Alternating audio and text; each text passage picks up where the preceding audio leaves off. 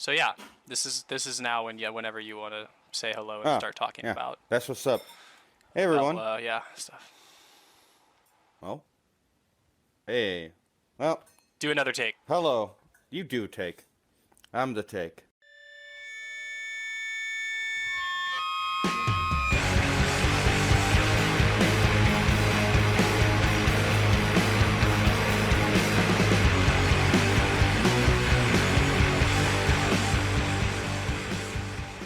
Hello, folks. Michelle Perez here. As always, I'm joined by... We're going to change the fucking order. We're going through the buddy range. My buddy Eliza Gager. My buddy Ruben. My buddy Jake. And this is working on it. How has everyone's sort of pride, air quotes, week been? That's right. Gun to I the didn't head. even realize it was supposed to be Pride Week. I've It's spent not the Pride last Week. 5 days. Oh, you're checking in on just the week during Pride Month. I was like, there's a sub week? Dang. Well, okay, no. so the 26th is usually like the Trans Pride Day, so it was the only Right. reason it even jumped into my head. No, all good. My week was spent moving a bunch of stuff from Atlanta to here via shipping. So Nice with it. I just got back, and I've only since resumed real life. Ruben? But yeah, it was not bad. I haven't done shit. Just went to work and slept a lot. Nice with it. I'm needing a lot more sleep. Eliza, how have you been? Another one of my friends died of a rare cancer before she turned 40, which is just like, that's the millennial story. It's like getting rare cancers when you're, 35 and just fucking dying. And get this. Yeah. Her widower, I don't know if they were like officially married or not. He emails me. He's like, "Hey, just died on the 7th." He emailed me 10 days later. He's like, "Hey, can I pick your brain about her? I just want to like process some stuff." And I'm like, "Yeah, of course, of course." So, we exchange phone numbers and we're texting. And I'm trying to like tell him stories about Jess and how cool she was and how much I appreciated her, and like we used to model together a lot. She was really beautiful and creative. And he like, he was being kind of accepting of these stories, but he didn't sound like he really cared. Like he didn't really give a shit. It's just being like civil. So I'm like, okay, obviously there's other information that you're fishing for here. Cause he kept like asking sort of leading questions about like, you guys talked on AOL Instant Messenger a lot. Like, what did you talk about? I'm like, I don't know, man. We're both autistic as shit. We didn't really do small talk. We just hung out and did projects. I'm like, what do you want to know? What is this that you're like trying to find out? And this motherfucker, he asks me if Jess had cheated on him with my best friend at the time when she was fucking 17 years old. This is what he cared about, and this is what he wanted to talk to her bereaved friends about. God damn. Yeah, literally 20 years ago, this would have happened. First of all, I never saw anything like that. Man. Secondly, holy shit. If someone you love dies and it's 10 days later, like they're barely cold, and you're like going through their Rolodex, seeing what kind of shit they got up to, wow. Men are garbage. Like, this is why we say that, because... It's a coin flip. This is an apologia for the guy. Death always provokes fucking weird, deep shit about a person, or it doesn't register sometimes, like initially. My grandpa, obviously the two aren't comparable. That guy, it is the official position of Workinonit. Fuck this guy. This guy, like, I hope when he takes a shit one of these times in the near future, he, like, wipes wrong.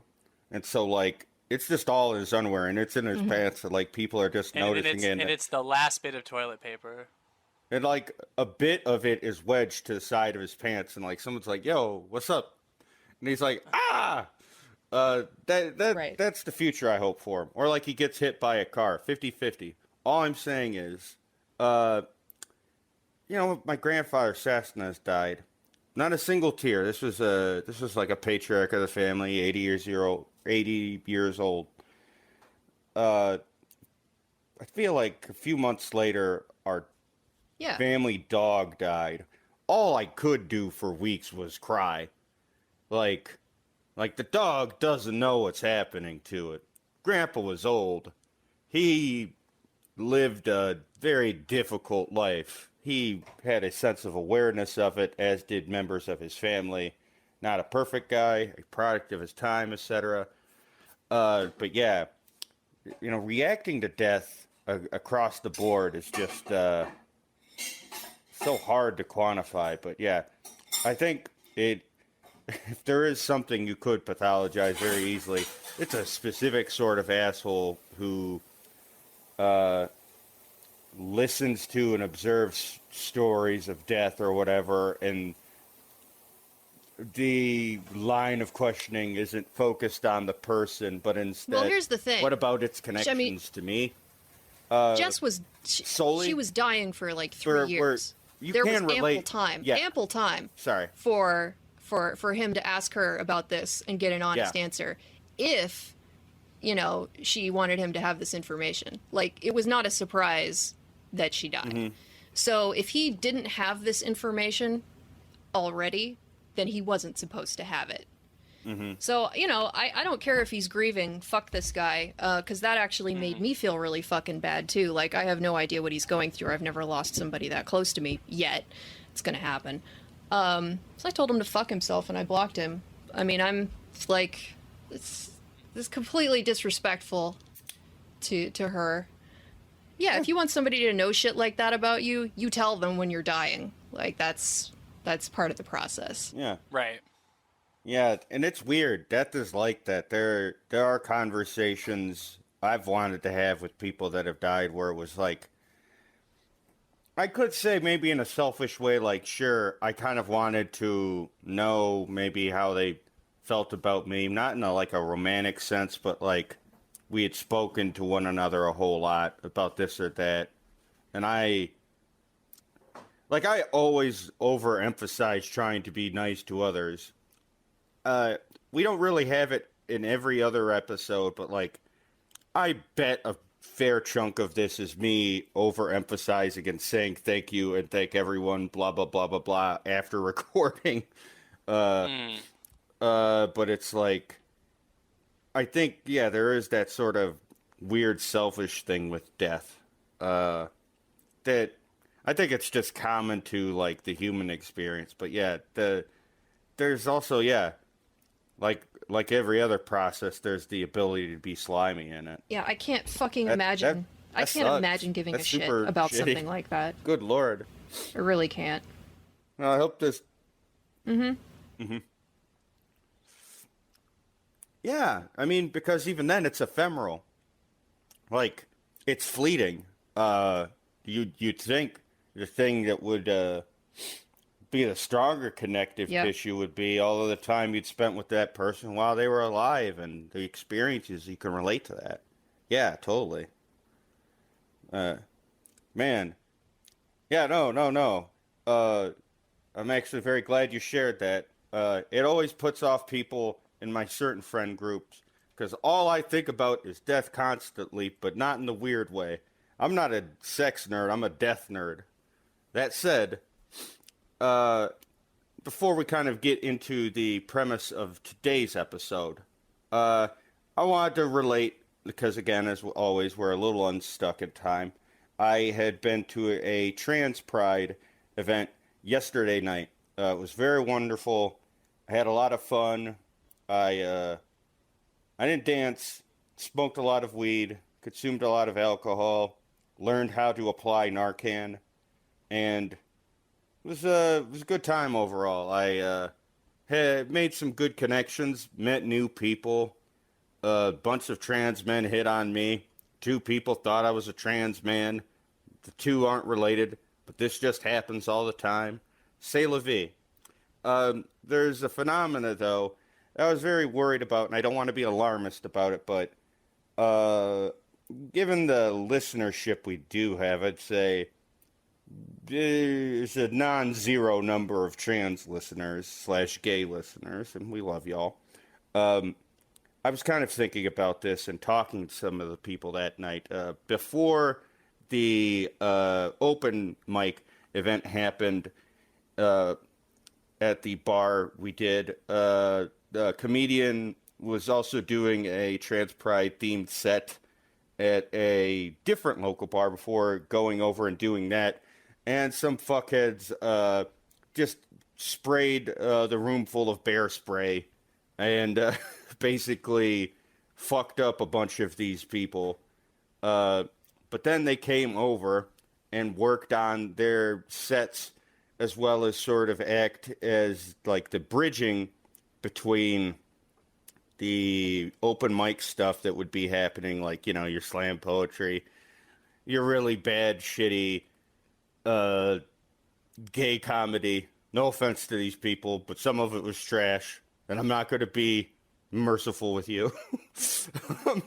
And yeah, they were like talking themselves out of the people that had been there, like, oh yeah, it just seemed like some sort of accident. It was an accident on this specific day when there were two pride-themed events.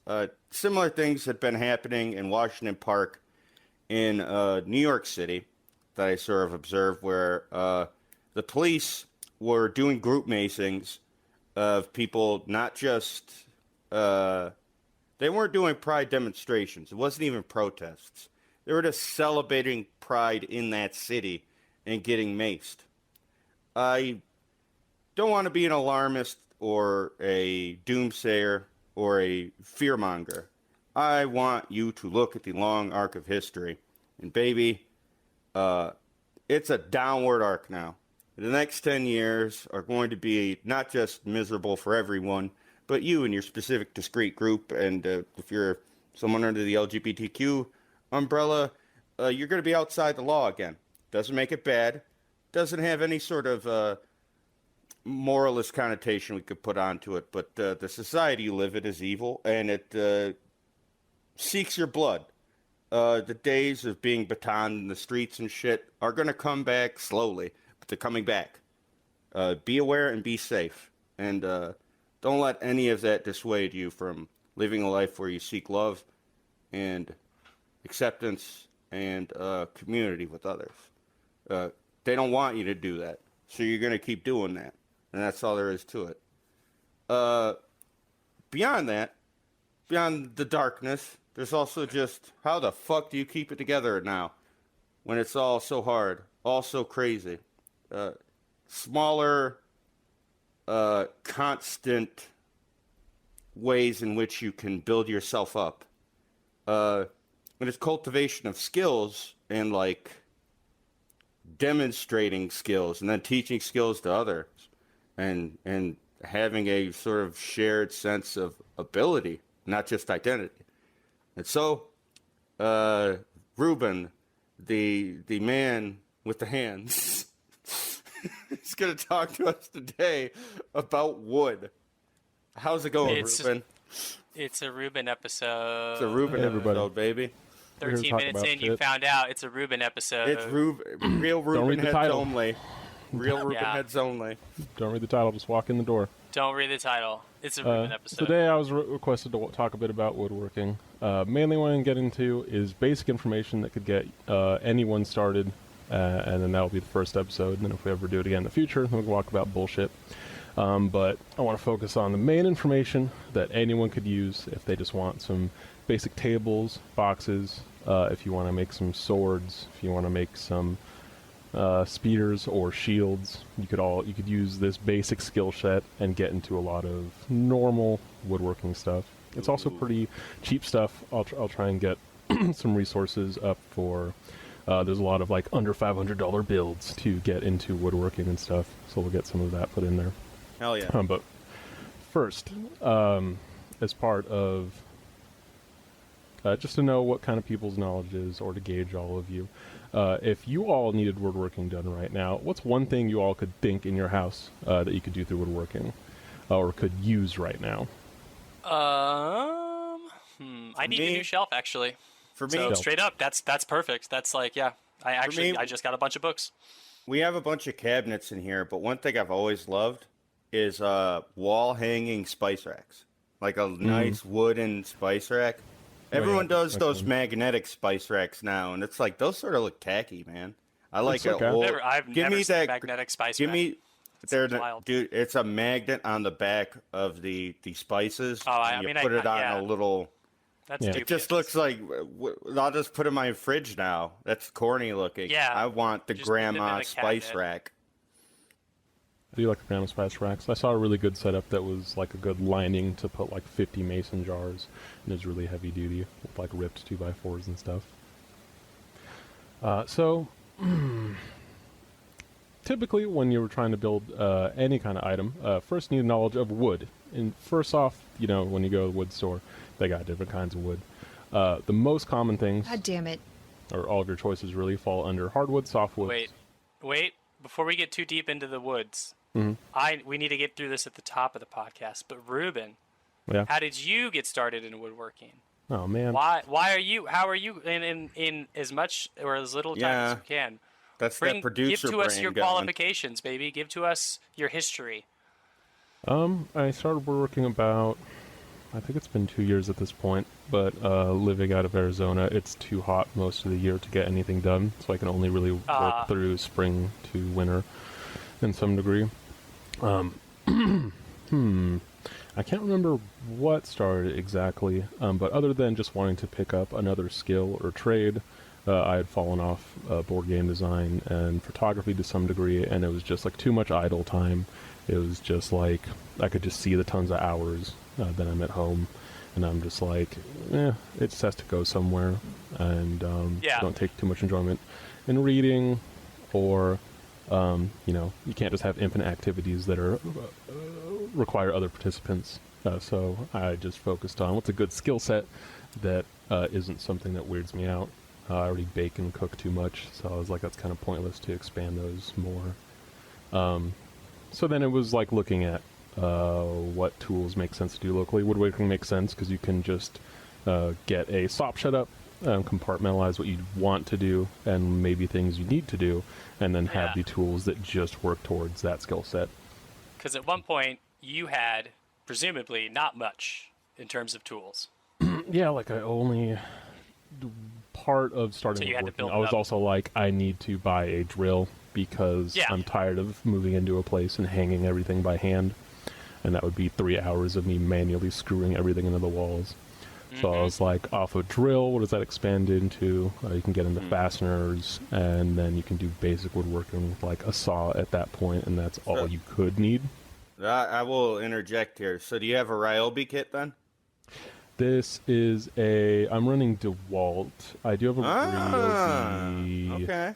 They're all similar. I mean, they all don't have too much difference other than your color scheme. You can either just buy super low tier stuff, which almost never breaks, and it doesn't matter. You can buy slightly higher tier stuff that almost never breaks, and it doesn't really matter which you buy. But I don't like the green on Ryobi. I would have liked to just done that because I like green, and it's an annoying color. It's a shade of green. And all right, so I was like, so I do for like the yellow. uninitiated, we're talking about brands of power tools and stuff. I used to do some construction site installation of networking cables and shit. So I would be cutting out hella walls and stuff, and so you're gonna need to choose your brand. Like you're gonna have to go with DeWalt, or you're gonna have to go with Ryobi if you're doing any sort of construction / mild woodworking or drilling. All of that, any sort of basic toolkit. Me and my brother, we would be on the job site doing that. Yeah. I think like Cat Construction had this shitty off-brand one they did that was like kind of like Ryobi, but no one ever bought it. Yeah, you shouldn't buy the really super unrecognizable ones. Like when I mentioned Cobalt, that is the Lowe's brand, and they do have some questionable items or things that aren't up to the spec they should be. So at least stick with the classics, or you can usually do research and have a minor brand and a major brand, because you also kind of want your warranties to be together, because you can get a lot of lifetime warranties on certain tools when you buy into them. but yeah, moving forward, what did you kind of want to go through in terms of, initiate level woodworking? Just to get to your stage one, So we got a 3-part checklist. These are the 3 concepts that you need to understand for woodworking, and they're also things that you kind of understand what you want to do. 3 crack commandments. So it would be wood, tools, and then the thing you need to do most with wood is joinery. That's all you have to do, and then you don't need anything else. Sanding and finishing, all this other crap. You can ignore 90% of that. But let's see. So the first thing I was getting into is on wood selection. So the first thing before you do any woodworking is that to create woodworking with purpose, you have to know what the wood you're using is, and then the limitations of that wood. Typically, wood falls into 4 categories. So wood selection is one of the more important things. Pretty easy guide here. You only have 4 types to pick from: just hard, softwood, MDF, and then plywood. So usually people would say plywood, just from media, kind of used to make more jokes on that in the 90s of not being purposeful for woodworking, or I kind of remember that happening a lot, but maybe not everyone ever had that same experience. But the point of plywood is that it is multiple thin sheets of veneer that are glued together, and then usually it's made to just make big sheets because it's more convenient that way. Whenever you get wood logs, you can't cut a log the size of a table, so when you want a tabletop, you can either buy one continuous sheet of MDF or plywood being several glued thin sheets of wood. MDF is wood pulp that is adhered and then compressed into a sheet. Then if you want a hard softwood tabletop, that's usually why, outside, if you just have a basic wooden table, it's usually several planks, several cheap 2x4s or something that are side by side, because joining those and then having them completely square and flat is usually kind of annoying, but it's more aesthetically pleasing than just having a sheet that might bow in the center later as it gets wet, things like that. Ruben. Yes. What does MDF stand for?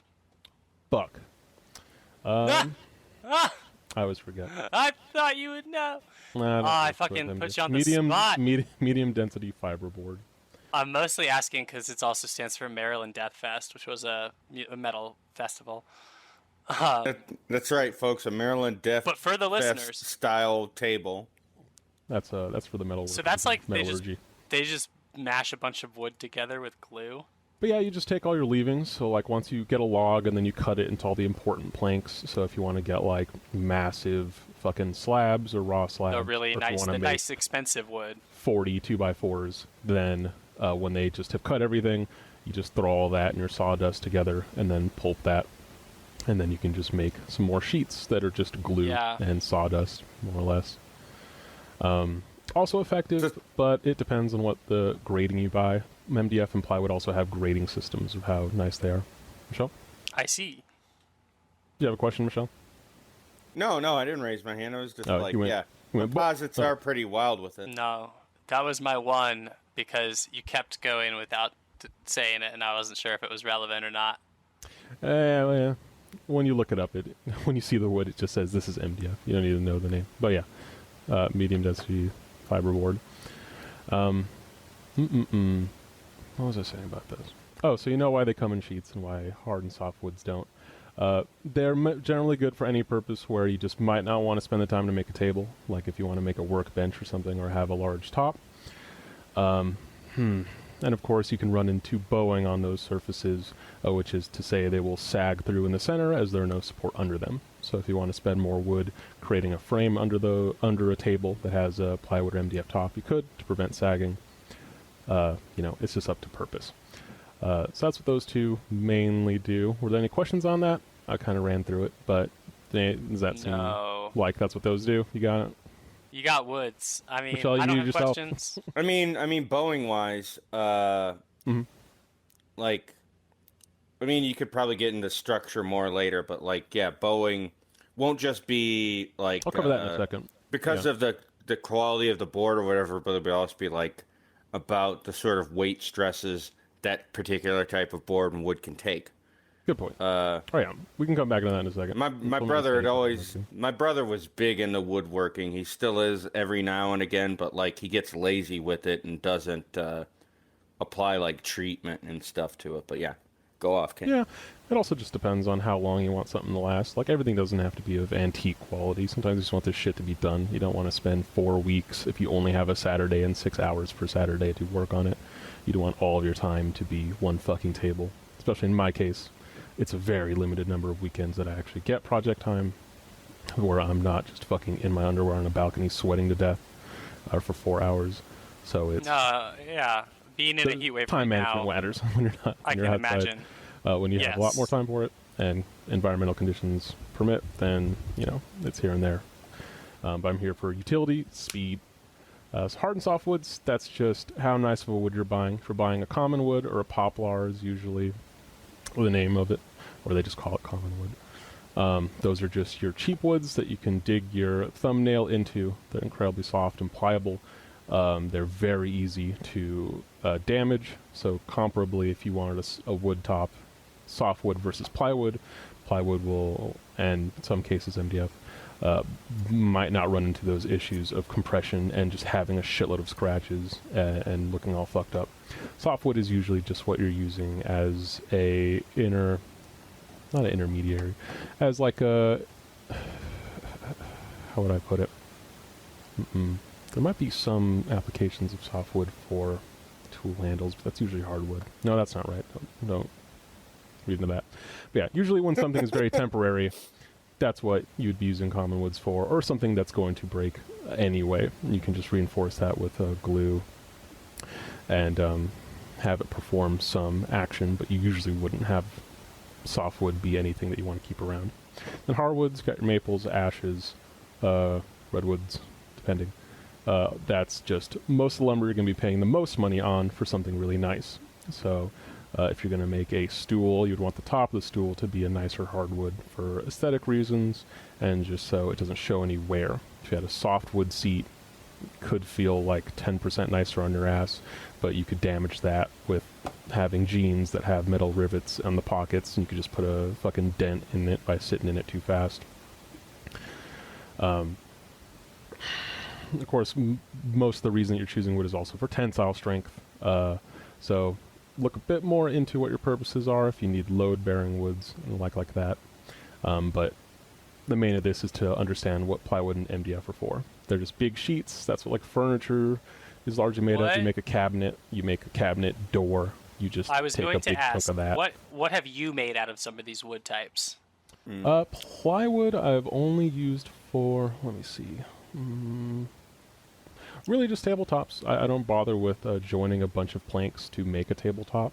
So my workbench... a lot of people, don't they just sort of use plywood for like cheap furniture a lot of the time?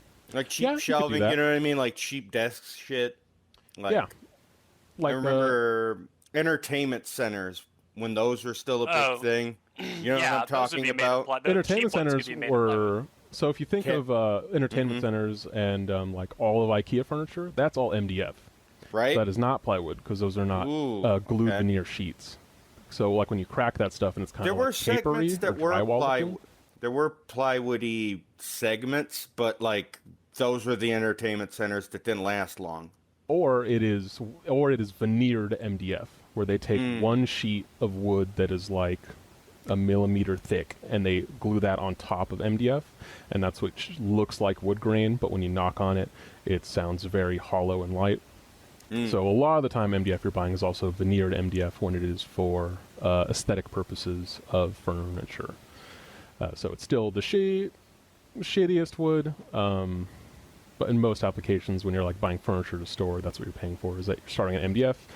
That's IKEA, so they are painting MDF, and then you can just fucking punch that, crack it in half. You can also glue it pretty easily if you have a clean cut.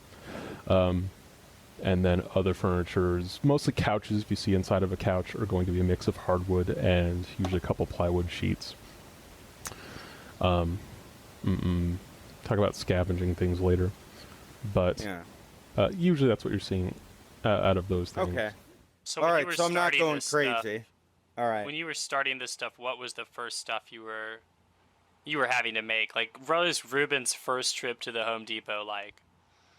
Oh, hell me yes. looking at shit for a long time and then mulling it over constantly. But the first trip was to how do I get a workbench without building a workbench? Because you need to have a sub workbench, and then usually within your first 5 projects, don't put it off like me, build a workbench as one of your starting projects, because that teaches a lot of skills. Yeah. And a workbench is a surface much more sufficient for the jobs that happen in woodworking. So my first visit was buying pre-made workhorses and then putting just a piece of plywood on top of that and then calling that done, and then that being too light, and then later having to go buy some thrifted from a construction store. We have a supply of donation-based construction stores here. They throw all the stuff, they build houses for charity, and then all of the extra tools go into these stores. And then I went and I bought some shit off a construction site that was just probably like paneling or just a big table they set up, and they put some crossbars on it, and I just drilled a bunch of more scrap planks into that to just make a really heavy top, because the main thing you're concerned of is having a workbench that is incredibly heavy so that you can hit things on top of it with a hammer, because if it's too light then you'll just rebound and not get anything done. Or things to what is this, to it's not the word vice.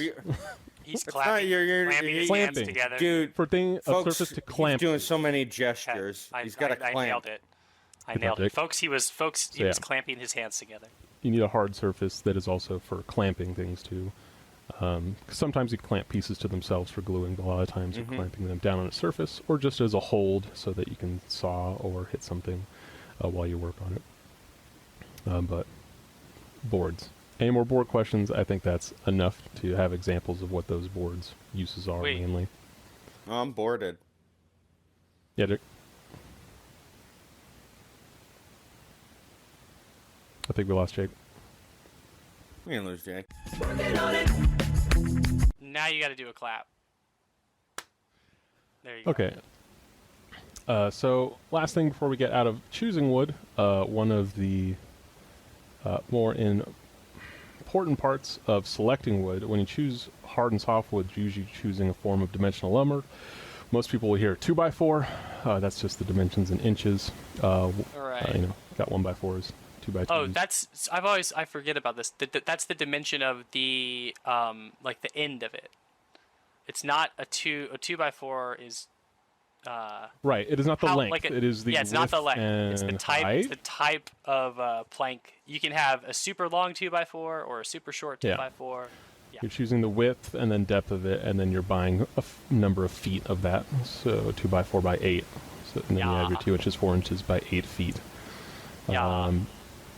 So the most important thing when you're selecting wood, this is vital that you always do what you see people do in shows, which is they put the wood on the ground and they look down it. And so when you're sighting the wood, you're looking for imperfections in the wood. Usually if you go buy some cheap 2x4s, these shouldn't run you more than $6 for the whole thing. You should usually get like 4 to 8 feet for like a whole 2x4. Like by the foot 2x4s cost almost nothing. But it should, because it's usually kiln-dried wood, construction wood, they dry really fast. So because usually you're just going to throw the shit in the trash anyway, or it's all for structural purposes and it gets scrapped or it doesn't matter too much. Usually you will run into cupping and bowing of that wood. So bowing, as the name implies, it creates a bow shape along the length of the wood so that the ends are raised up. If you place it on the ground, it is not flat.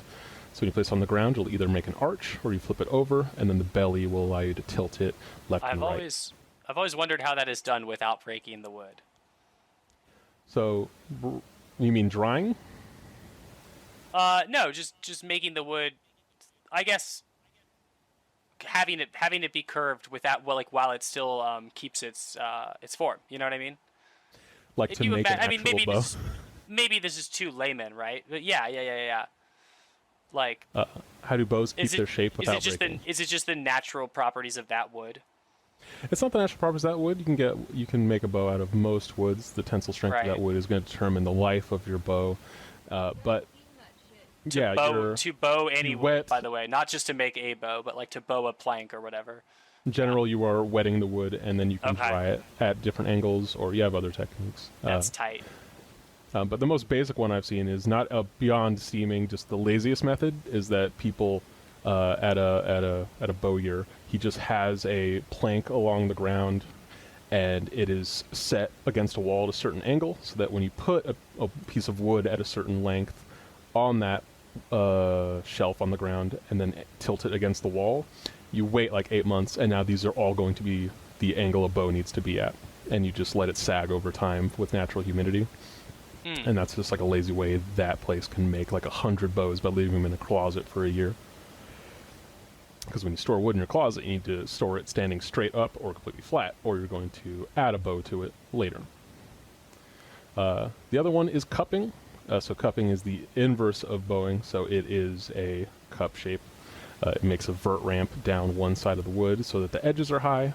The plank could still be straight, but it could like hold water, or it is half pipe or tunnel shaped on one part of the wood, so that it will not be flat on that surface.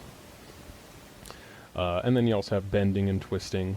Usually for cupping, if it's a pain in the ass, you should never buy that if you are going to use this as a flat surface at any point. You'd have a cupped leg, but you can't have a bow-legged of a table. Depending on where you cut it, you could add too much of an angle, and then even if you correct for that and turn that into a table leg, the bowing could be severe enough to reduce the tensile strength of that wood, because there's no longer all the wood grain that is going down, because it will bend at a certain point.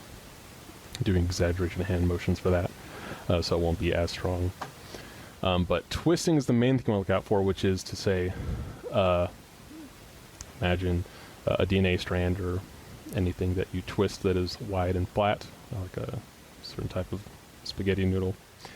The two ends are no longer straight because they are twisting down the entire length of the wood, so it looks like a corkscrew across the entirety of a plank. Don't bother with that. Never buy wood that is twisting. You can work through cupping, you can work through bowing in certain situations, and then you can just figure that out later. As long as it's fucking straight, if there's a bit of cupping or bowing, you can get around those. You cannot get around twisting because you would have to shave all four sides of the piece of wood to create one flat piece of wood. It fucks up everything to ever work with a twisted piece of wood, because nothing will ever be straight or flat in the direction that you expect. If I have a cupped piece of 2x4, it's at least fucking straight, so I can work with it on three sides, and or two sides, because one side is shell-shaped and the other one's cup-shaped. But there's at least a length, and I know that the top and bottom exist and are straight to each other, and then that's something you count on. So look out for twisting. Obviously, if it's split or damaged, also ignore that wood. So you can just spend a lot of your time staring at pieces of wood to try and ascertain the straightest planks and how many planks you can kind of, this one's fine enough, and you can work around certain aspects of that. That does it for wood selection. So I want to move on to tools, unless anyone had any closing thoughts or notes on wood types or questions.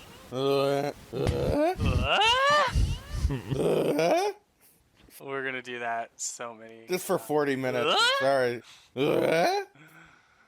It's tool time, baby. It's tool time, baby. It's legal. Ruben at Tim Allen or Ruben Allen? Is this anything?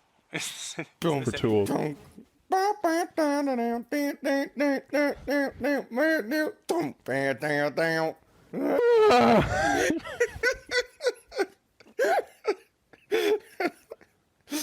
I'm so sorry. Ruben, when do you get a Wilson? What part of woodworking do you start to have a guy in your yard who peeks over do you have the fence a very intrusive neighbor? Yeah. With a lot of life lessons. No, I have to work off the balcony. I grew up learning that was a part of woodworking.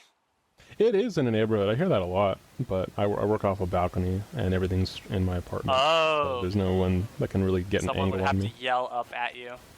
They would have to yell up at me, and I could see all of them, so I could easily throw things. Or they'd have to be like across the way, like a sniper Wilson. They would have to be on their own balcony, 200 yards away, the closest other balcony. With the fucking like a megaphone. What are you doing over there? Like, what are you doing over there? And it's just fucking hearing hammering. Just I'm hammering something. Looks like you're making a nice coffee table. Yeah. I'm not. I can't see it. All right, Wilson bits over. It's over. You're over. Kind of tools that you would look for. I would say 90% of my tool work falls between hand saws, drills, hammers, and I'm going to forget measuring tools, but I'm not going to talk about that yet. Well, yeah, and that's I'm forgetting. Oh, I guess different chisels. Chisels and planes would be the last ones. But you can also go without chisels and planes. Most of the time you're buying dimensional lumber if you're just working with plywood and you've sited your wood collection correctly. You can ignore planes and chisels for most purposes. So I'm starting with these ones because I'm considering those partially advanced. We'll cover those later if we want. So first being saws, most important. Some people don't feel comfortable around circular saws. I'm not hyper comfortable about it. I don't like them moving.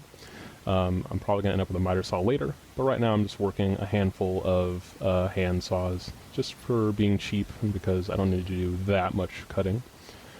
I got a Japanese hand saw that is like a 26 TPI or 22 TPI. That is teeth per inch, so that is just how fine the cut will be from that particular saw. So when you're trying to buy disposable saws, you have to be you got to be really focused on the TPI because that's going to be how jagged the edges will be and how much cleanup you'll have to do or what you'll have to contend with. So usually a finishing saw is going to be 20 plus. Within the 10s range, 14 to 18 can just be general use. And then if you're cutting through big pieces of hardwood, if you're rip cutting, you're more than likely going to have to be like under 10 TPI. I think like 7 or so is where it bottoms out because that'll just give you the most bang for your buck. You'll cut the most wood per stroke. But you have to do a ton of cleanup after that. Assuming you don't want to clean anything, you could also not need saws. Force your hardware stores to do the cuts for you. Do all of your measuring beforehand. Have them sell you the lumber in the shapes you already need. And then you can move on to having a drill. And then you can just fasten all your pieces together and or glue them, depending on your temperament. And then you can finish a job just from having a drill and making the hardware store saw it. That'll get you a good distance and not really need much else for if you need to do any quick fixes at home, or if you just want to make a fucking end table, don't care what it really looks like, or you could just spray paint it a flat color, and then you're done, and that's the cheapest table you've ever bought, other than maybe some really good thrifts. Also should get into thrifting on top of scavenging wood later, because that's a big reason I also picked up the skill set. Hammers. You do find a lot of expensive wooden stuff thrifting. You do. You can find really good solid wood parts. That's another reason you want to be able to identify wood. If a piece is good, a lot of people kind of don't understand the quality of that piece. You can look under it and knock on it a few times and determine if you're looking at something that is pure hardwood. You can inspect the joints to see like how is this glued together? Is this fucking hand carved work? Or a lot of voo-voo looking nice decorated wood that's like very common in middle and southern America. Half of it is all imitating previous styles of wood making where you just really overdo and hand carve all details on it, and it kind of fell into like, oh, there's a cool flowers or stuff on this thing, but if you look at the joints under the varnish, they're just gluing on chunks of wood to make a border to fancy up a piece. Right. And that's what you'd also pay for buying a really nice piece of wood. So it'd be a lot better to thrift it. And most thrifted items, you just have to refinish the top of them because that's where all the damage was on some tables. Some kid fucked it up. Some family just putting rocks and nails on top of it. Rich people will throw shit away without batting an eye, like expensive shit. Hopefully they throw it away into a store you can buy it from. For a tiny scratch or whatever. It's just like, oh, cool, I'll take that. Oh yeah, I've seen a lot of. I just had to let go of a wood table because no one else was looking for a table. Rip. Just had to throw away a full hardwood table. I believe it was from Vietnam, but it was pure hardwood. Had a fucking like 16-inch leaf in it, and it was just refinished the top. It's fucking nothing's wrong with the mechanics of it. It had like a nice steel like tooth track that slides in and out and like wheels spin to open up and close to remove the leaf. That's what our other table is, but we moved to a smaller one for space. But you can find a lot of hardwood. These are easily $500 more tables just from thrifting or near the trash because people just throw these fucking things out because they're like, no new table anymore, or I bought a new table at IKEA and buy all your furniture from a thrift store. Don't don't pay more. Don't pay more than $20 for a fucking table. Fair. It's true. That's facts. Tables facts. aren't more than $20. It's fucking stupid. Don't. Maybe get like one nice couch, but otherwise. Yeah, couch tech, depending on your couch needs. Fine. Anything with upholstery is where you're probably wanting to put your money into. Everything else is just shapes and material, and their appearance almost never comes into play. I would imagine that one thing you learn out of just, and I'm sure you might talk about this a little more out of woodworking, is that like you can now start to look at stuff that you see elsewhere and be like, oh, I basically know how that's made. Like maybe you can't do it yourself, but you know the theory behind it. Or you can at least know, like, why you don't need to use this. Right. Why would anyone fucking pay for this? You can at least assess that it's not worth whatever it's being like priced at or whatever. Correct. In the same way, you don't want to pay for chicken tenders at a certain point. It's the same way if you're just like, this is 4 pieces of wood. Boneless wings. That's chicken tenders. That's chicken tenders. That's just Unless chicken. you just really want them boneless. Get those bones out of there. I mean, if you want that, that's fine. That's the one thing. What's the surcharge? Yeah. No. But yeah, don't get upcharged for that. That's wild. Or, go Costco and get a bag of them. It's cheaper. It's the same thing. Don't fool yourself. Where was I at? Where am I? I was getting to... I got off drills last. I was going to take a detour on hammers. You can't really fucking use hammers on wood other than on nails themselves.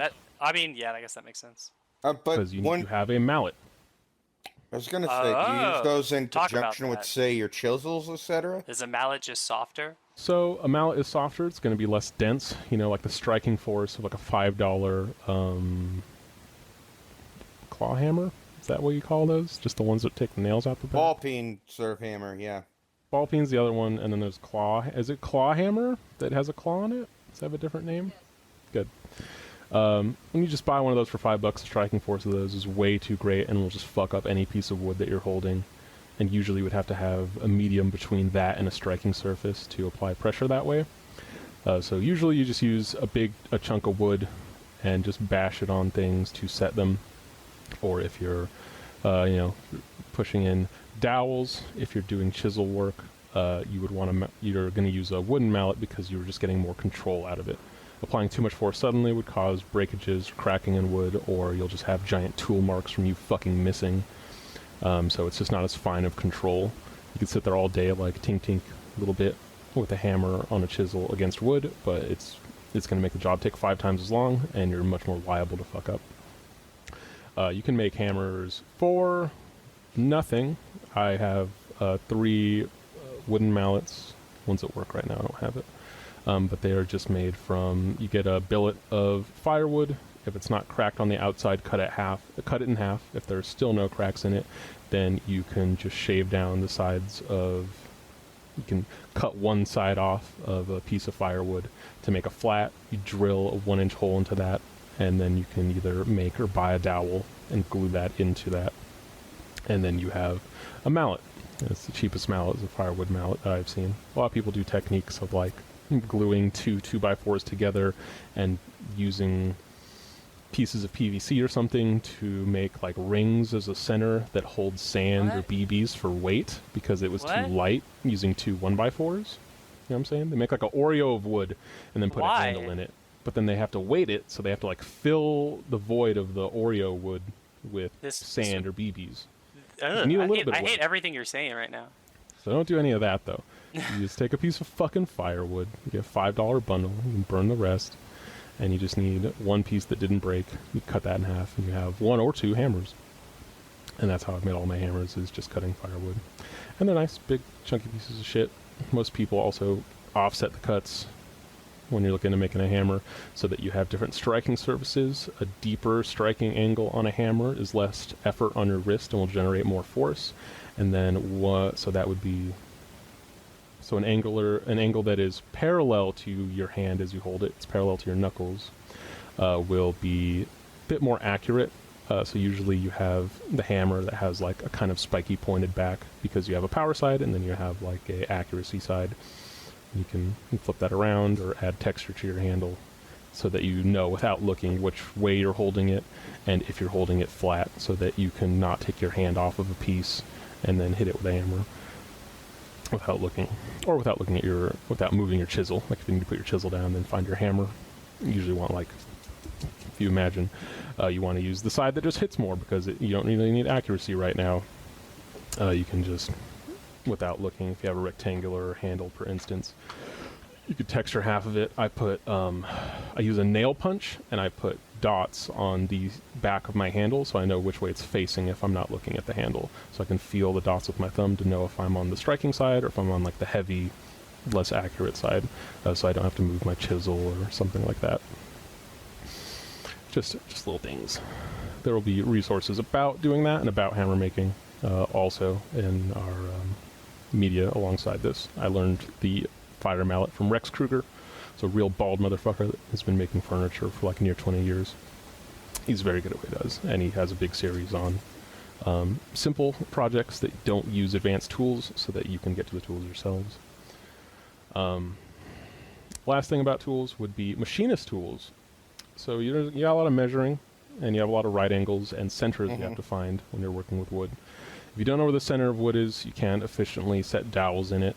If you have to join two pieces of wood, you just have to have the centers of them. It's way more work to dowel one piece of wood, and then you can usually, with doweling sets, get these little metal spikes you put into the holes of one piece of wood, hold it next to another plank, and then jab them together, and it will give you a reference mark for where to drill into the second piece of wood. So you can dowel them together, which is to say put in a stick in a hole of one piece of wood and put it into a identical stick in another piece of wood to create one continuous surface. So don't do that. You can get got the thing here, a machinist center finder should be the tool it pulls up. If you look for it, I'll add a picture so everyone in here can look at it. And it's like a crab claw, and you put it on the corner of something, and it will let you draw a line of the 90 degree of the vertex of that angle. You do that on two corners, and carry the lines to each other to find the center. Machinist tools are great because they don't wear. You don't have any, what would I say? They're incredibly high accuracy tools. You just have to be a little gentle and not mar your wood by just crashing them into a piece of wood that you're working on, because they're just metal pieces of wood.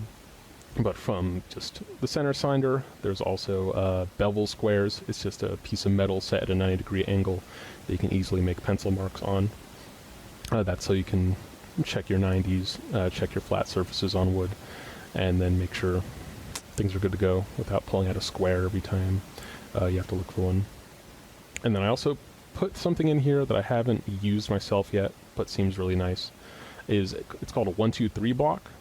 And this is a machinist tool that each surface is 1 inch, 2 inches, or 3 inches. So it is 1 inch tall, 2 inches wide, and 3 inches long. So it's a little rectangle block. Some are also set up in a way that you can screw multiple of them together and make custom shapes or get custom angles out of it. And that just lets you very quickly template or find lengths or standardize lengths. Usually it's just, I fucking hate woodworking. If I had to measure everything that I worked on, I wouldn't do any fucking woodworking. I frequently do not measure my work. I do the lazy method, which is called which is working with templates. You have a reference item, and then once that exists, it is your reference for recreating that result over and over again. So, like, instead of finding the center 1,000 times on these pieces of wood, I find the center once, drill it or drill through some one piece that is now like a scrap piece that I'm going to throw away later, but that is now a template that I put against everything else, and then recreate that result 5 other times or what have you. And so keeping templates around, there are ways to make more practical templates. I almost do it per project, either with cardboard or pieces of wood, and that's just because I refuse to fucking measure shit. I'd rather fix a small mistake than have to measure something 3 times. So that's also to taste. If you want to be more precise and have less waste, you can measure things. If you'd rather just never stop moving, which is part of the fun for me, which is I'm just constantly hitting shit, then I just have templates, or make them and then start fucking things up. Go with God. Do we have any tool questions or inquiries? Where did you I guess when you started your first project and first of all, I don't think I got to what was your first, did I ask what your first woodworking project was? We had so many kind of tech stuff that I can't remember. So technically, it was. You said the first time going to Home Depot was to buy a workbench. Oh yeah. So that was. Oh yeah. You said you didn't make a workbench at first. I think I was talking about this before when I had some issues earlier. Yeah, I still haven't made one. I've only made minor adjustments or improvements upon an ultra shitty one. Right. But my first project, technically outside of establishing a workbench, usually you should move on to making a workbench after that as a good, stable working surface. The first project was actually making a side table. Were you? The cat's coming. Don't. Was making a side table for our couch as a Christmas gift for my spouse, but I was so not good at woodworking at that time because it was my first project. My only tools were I'm going to glue enough wood together until it becomes a stable surface. So if you think of like a side table, you might think of like a C table or something that adjoins to a couch. This is more like a plank of wood that is the height of the armrest on a couch, but it's 2 pillars under that with blocks of wood glued onto the sides, so you can use T-shaped blocks of wood that I also glued that give it, not ballast, what's the phrase I'm looking for? They're just like supports, horizontal supports that press against the wall. So it's a table that can exist unless that couch is never moved again, and it has to stay in that one position. So it's really like a complicated stick that I made over there. Ruben's moving a cat in the background. But we'll give a little Tim Allen grunt. So that would be the first project I worked on. Follow-up, tool-related follow-up. What ended up, what ended up being the stuff you learned about what you needed for that job, and what you like had to get at first? Was there anything you bought that was like, oh, this sucks, this wasn't what I needed? Yes, that was actually the first saw I bought was a jigsaw because it was like it was on sale next to. I want to play a game. Oh, fucking stop. Sorry. So, Ruben. Would you like to play a game? When did you start building murder traps out of wood? If you don't open this door, the screws go into your ass. Yeah, what if Jigsaw locked you up, but instead of killing you, he was like trying to teach you how to build furniture? Don't you just want this? You can't get out. You can't get out until you finish. It's a full wood couch with the lever you pull and the reclining position initiates. That's nice. Yeah. You will stay here until you build it. Oh man. It's you had a question. Fuck. Oh, why is a jigsaw trash? Right. So yeah. I was looking at saws and I was like, a jigsaw is pretty cheap. It's not more than like $50. It was on sale. It was a holiday sale. And I was like, oh god, saw shit, sweet. And it's not a circular saw, so it could cover a wider range of items, and it could also be used like a scrolling saw. So instead of cutting straight lines, it can you can bend it while it's turning and cut out particular shapes. It turns out I never needed to date, have cut out any fun shapes because I don't make craft shit. I just make things that are supposed to work. So that's a completely useless function, and it sucks ass at cutting straight lines. So no matter if I really win at it, which I just quit before I even bothered to do this, I could set up a sled and it'd be a surface that would hold the jigsaw straight, so I just move it back and forth, and that will create straight cuts. But I just got so fed up with like clamping down pieces of wood to be like a makeshift fence to move it along, and then trying to cut something straight, and then it was off by a couple degrees, and I didn't own a plane for the longest time, so I couldn't just flatten out that surface. I had to resaw it by hand every time. That I just gave up on power saws for the time being.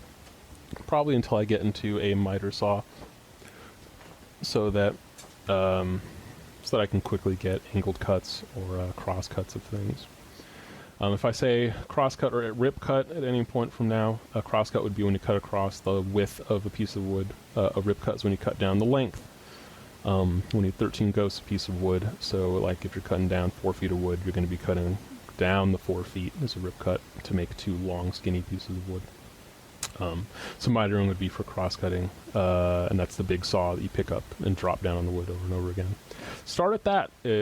You would spend half as much buying a jigsaw, and you're probably not going to use a jigsaw unless you want to make like a duck-shaped piece of wood, or you want a round piece of wood. If you can't buy like a big circle for a table, then you should consider a jigsaw at that point. Mm-hmm.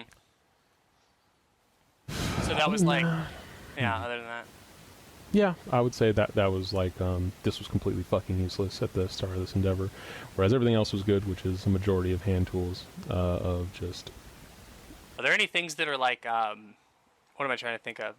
Like basically stuff you learn in woodworking that isn't as important as you might think it is, or that you can end up kind of putting to the side once you're like better at it. Tons of it, because a lot of enthusiasts want to like get you into what they're into early on and say it's not as difficult, but it's just because it's not difficult doesn't mean it's not fast, and it's still like a skill. It's still a skill no matter what. You have to still apply any knowledge you get in a practical way, or you're gonna make something that can fucking explode when you use it.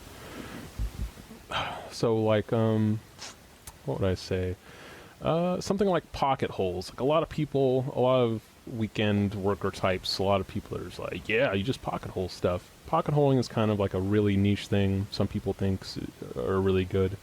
Pocket holes are the technique of drilling at like a 45-degree angle into a piece of wood a hole that you can then insert a long screw into to connect two pieces of wood.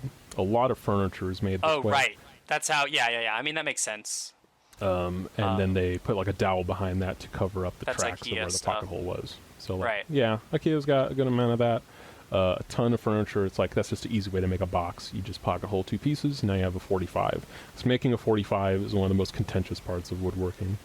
So like, if you imagine a table, the 45 of a table is putting the top on the legs, because if you put the legs on the sides and then attach the table to it, once you exceed the threshold of the fastening method or the joinery method of the four legs, then the table blows out and all the legs comically are standing up straight, and then the table falls to the ground.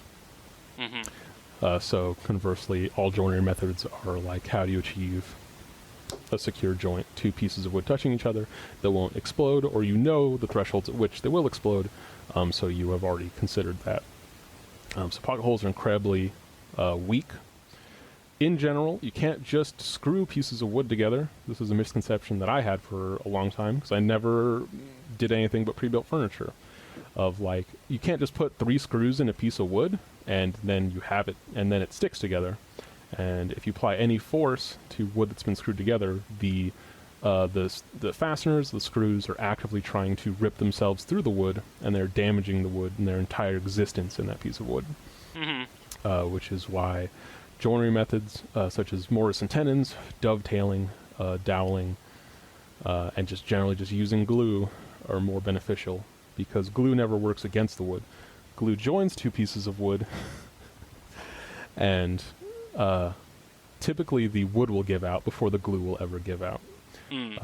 It's very apparent, there are a lot of tests of this, that if you side join two pieces of wood, so lengthwise they touch the sides, like an Oreo, once you glue those together, if you rip them apart again, the wood is intact and only the wood grains will separate, because the glue is going to be much stronger than the wood in all instances. Whereas conversely, a fastener is in the same situation.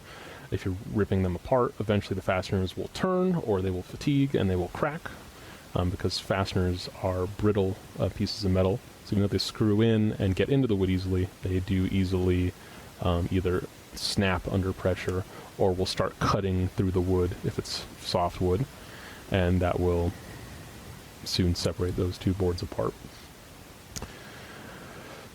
Do you have any other questions before I move on from tools?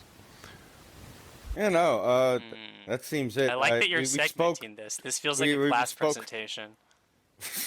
My man. Partly. I at least want people to kind of know that we're moving from a different train of thought, because it gets very here and there for me. No, that's fine. If we got more to cover, we should keep going. No, I kind of asked you all the tool questions I was kind of interested in much earlier, but yeah, go. I know you really want to get into finishing, Michelle. That seems like a big theme with you, but we can get to that a bit after that. So the next section is... You're just gonna let that hang in the air, huh? You're really into finishing, huh? Wow. So the next section is You're a child. You're a child. You're a fucking infant. Don't even fucking look at me. You thought you were slick. You were just gonna fucking walk away. No, keep going. Out clean. Keep going. Out in one. You're just keep going. Just keep going. The next Fucking sicko. Next section, the most important section that I started getting into there, but I wanted to segment it, is joinery, which is the methods of which wood comes in contact with other wood and then stays that way. Most common methods would be with screws. They call those fasteners. Nails, joints that you usually make by hand, dovetailing, mortise and tenons, or biscuits, and then there's gluing and then doweling. So first of all, if you're woodworking, typically you can work with a general purpose wood screws or wood fasteners, and these can get a lot of work done in terms of like building a table. You can add side bracing. I just built a table that was all screws because it is partially temporary, so I can undo that in the future. That's your main consideration versus glue is much, much, much stronger. And do you want this to come apart in the future? So sometimes you might glue a tabletop together and then screw on the legs so that they can separate. Right, because that shit, you gotta move that shit sometimes. Because if you don't move it, then you're gonna either snap all that wood apart later, or you just throw it all in the trash. Or you could salvage it. You could do a 50-50 job. You could shear all the legs off, and then you have the tabletop with a little extra wood on it now, and then you can add new legs when you move it. Ooh, but you'd only know how to do that. But you'd only know how to do that if you were learning woodworking. Yeah, so then that's all technique you'd get into in the future of like, what's your time versus effort, what's saving things about. So there's a big reason to get into fastening, but I did say there were some downsides to it, so we'll get into that here. So fastening is also different from pocket holing. Strategically using screws to make a table, for instance, I'll use this example a lot. Once you build the frame of a table, which can be as simple as a big sheet of fucking wood and then 4 legs, and you have someone hold the legs in place, and then you drill through the tops of the table into the legs, you now have a pretty effective table. And the tensile strength of the plywood, or how large the tabletop will be, it's going to determine how much weight that's going to hold. And you could just stop there, and that will be a very, wouldn't call it serviceable table, keep it like under 4 feet in diameter.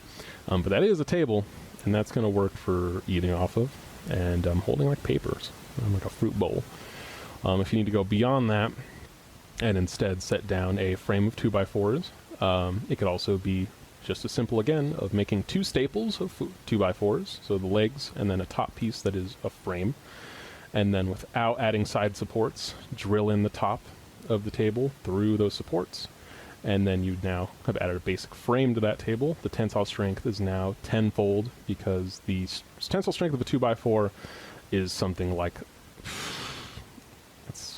it's stupid. You can't rely on the big numbers, so it's something like 1,000 pounds when it's like at 10 feet long, and then other factors will lower or higher that number. But if a table is built on 2x4s and it's supported by 2x4s, you can have like 10 people sit on that fucking table now. Not accounting for variables. And then also length of it. Of course, a 2x4 table that's like 2 feet long, it is going to be able to like hold a car or whatever dumb shit they do, like putting a tractor on an egg. No, I walked too far away from this. Forgot what I was talking about. Talking about fasteners, just screws in general. Baby. It does seem like the heat, you get the deep heat on is killing screws.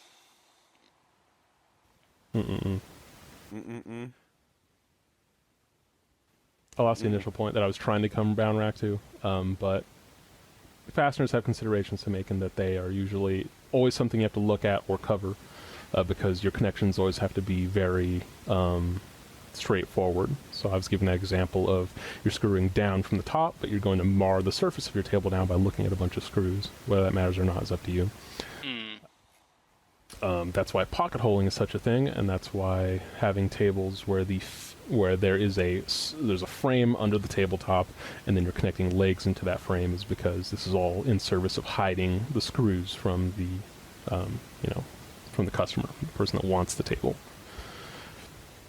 And that's usually what you're paying for as well when you go to a store. If you want to pay 1/4 the cost of a table and put a cloth on it because there are screws on the top of the table, then you can go make a couple pieces of wood. 2x4s are so goddamn cheap. It's stupid how much 2x4s you can get for like $30. Isn't wood actually mad expensive specifically right now? So wood will see fluctuations in pricing depending on the housing market. If we have to build a bunch of houses because of an explosion in the housing market, such as there is right now, then you're going to see massive overpricing of wood. We're talking like 400%. Yeah, I've minimum. seen some crazy pictures. City People have been showing affordable shit. housing in the town I'm in, like the city is trying to throw some money at affordable housing, and so Yeah. like they've been saying like, yeah, wood has gone up as a result. Correct. Most wood you're gonna work with is construction wood. You're already gonna pay out the nose for exotics, hardwoods, or going to specialty craft stores. So Okay. most people, of the 95% of the wood you're going to be buying is construction lumber. So when it's time to build those houses, every Home Depot is going to be like, nah, it's at $90 for an 8x6 of plywood now. It was $20 last week, not today. So you can't get fucked over in that, and then we can get a bit into scavenging a bit later, and good techniques for that. That's where scavenging comes in. It's where you're going to be thrifting and then looking for spare lumber for use later. What was I on? Oh, nails. Small thing on nails. There is a community of woodworkers that love nails. Particularly, they use masonry nails, which are like wider nails. I can't be quoted about why roofers' nails, what they do, what their purpose is, or structurally, you would only use a nail because they bend. Fasteners and screws do not bend because they have blades on them. They're harder metal, so once they've hit their limit, they just crack, and then just part of your house falls off. Or they cut through the wood in like softwood cases if you're making a small project, and then they rip themselves out of a joint. Nails will bend and give you a good amount of time to get out of the way. Weeks, maybe. Days on the bad, depending. To see that something's wrong and that something starts slacking, like a giant piece of your awning or some shit in your backyard starts falling off. If it was nailed in place with like 4 or 6 inch nails, then those nails will bend instead of breaking, and then it'll usually hold something in place. So for that purpose, there are a lot of situations where wood is compressing because it's in an extreme climate or like in a 4-weather, 3-weather state, and the purpose of nails would be they can kind of work with the wood instead, or just get pushed out and maybe push them back a little bit. Unless you're using, I believe they were called masonry nails. Mason's nails? Let me go take a look real quick. No, not like that. They're just showing me nails from people. Square cut, hardened Please stop. masonry Please stop. nails. No. So masonry nails, when you look at them, are very, very old school looking nails. It's a very long pizza slice shape.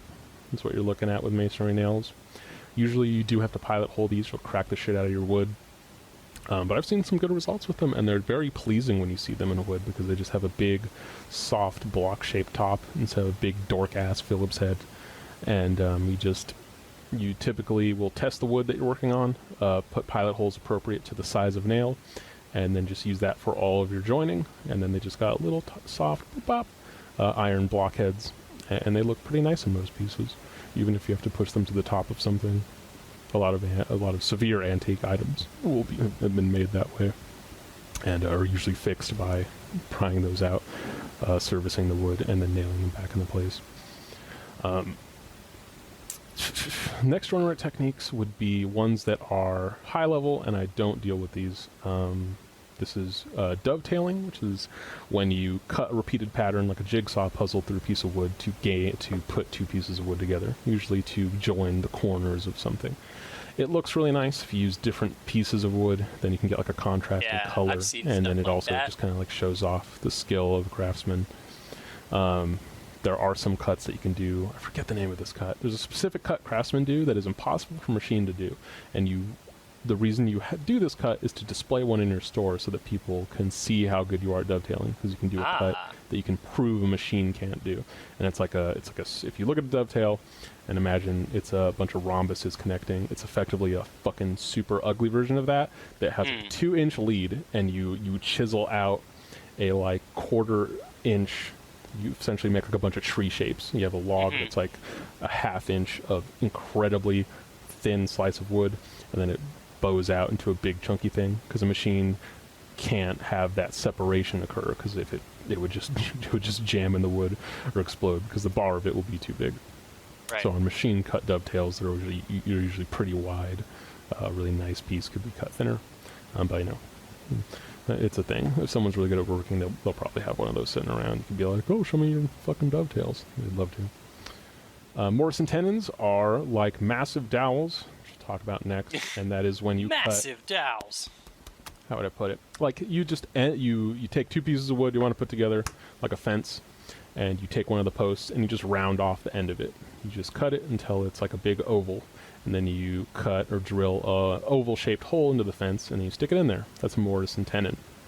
And there are tools that will automate this process that look pretty cool. They look like fucking like how 3D mouses used to look, and they have like a big weird frame, and you just crank that around a piece of wood, and it will cut it into the right shape.